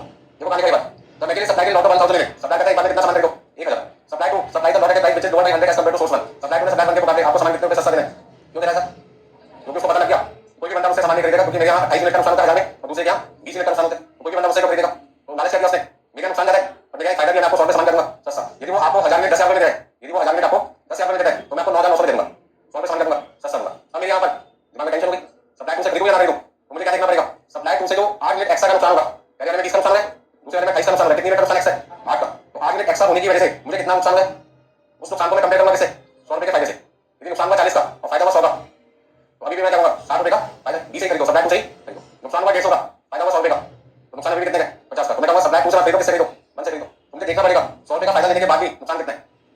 चलिए आगे देखते हैं the defective unit of material can be rectified for the use at cost of 5 percent. अरे जो सामान खराब निकलेगा आप उसे ठीक करने में कितने रुपए लगाओगे 5 रुपए, तो पहले वाले केस में कितने में खराब निकलेगी 20 मिनट, कितने रुपए खर्च होंगे ठीक करने के 5 रुपए के हिसाब से 100 में, दूसरे वाले सप्लाई से कितना सामान खराब निकलेगा 28 मिनट, कितने रुपए लगेंगे 140 लगेंगे, बस 100 रुपए सामान का दे रहे सस्ता, 140 का नुकसान 100 का फायदा, नुकसान कितना है पहले वाले नुकसान कितने का, दूसरे में कितना है, किससे खरीदे इससे नुकसान कम हो, नुकसान कम किसमें दूसरे वाले किसका क्वांटिटी का पैसे का, पैसे से जिंदगी चलती है, इसे लेकिन किससे करिए पैसे से, तो पहले वाले केस में क्वांटिटी बड़ी कम खराब निकल गई लेकिन नुकसान 100 रुपए का है, दूसरे वाले केस में 28 मिनट का नुकसान हुआ 140 का नुकसान हुआ, पर 100 रुपए का उसने डिस्काउंट दे दिया जिससे मेरा नुकसान कम से कम से 140 से कितना लगा 40 लगा, किससे खरीदे अप्लाई टू से, क्वेश्चन तो कंप्लीट हो गया, अब पॉइंटर लिखे कैसे प्रेजेंटेशन की बात करेंगे तो सारी, तो सबसे पहले यहाँ पे लिखते हैं completion of extra cost to be incurred for purchasing 1000 units, यानी 1000 यूनिट को खरीदने के लिए आपको कितने रुपए का खर्चा एक्स्ट्रा करना पड़ेगा, नुकसान का मतलब है एक्स्ट्रा पैसे आपके जेब से जाना, जो पैसे का नुकसान होगा इसका मतलब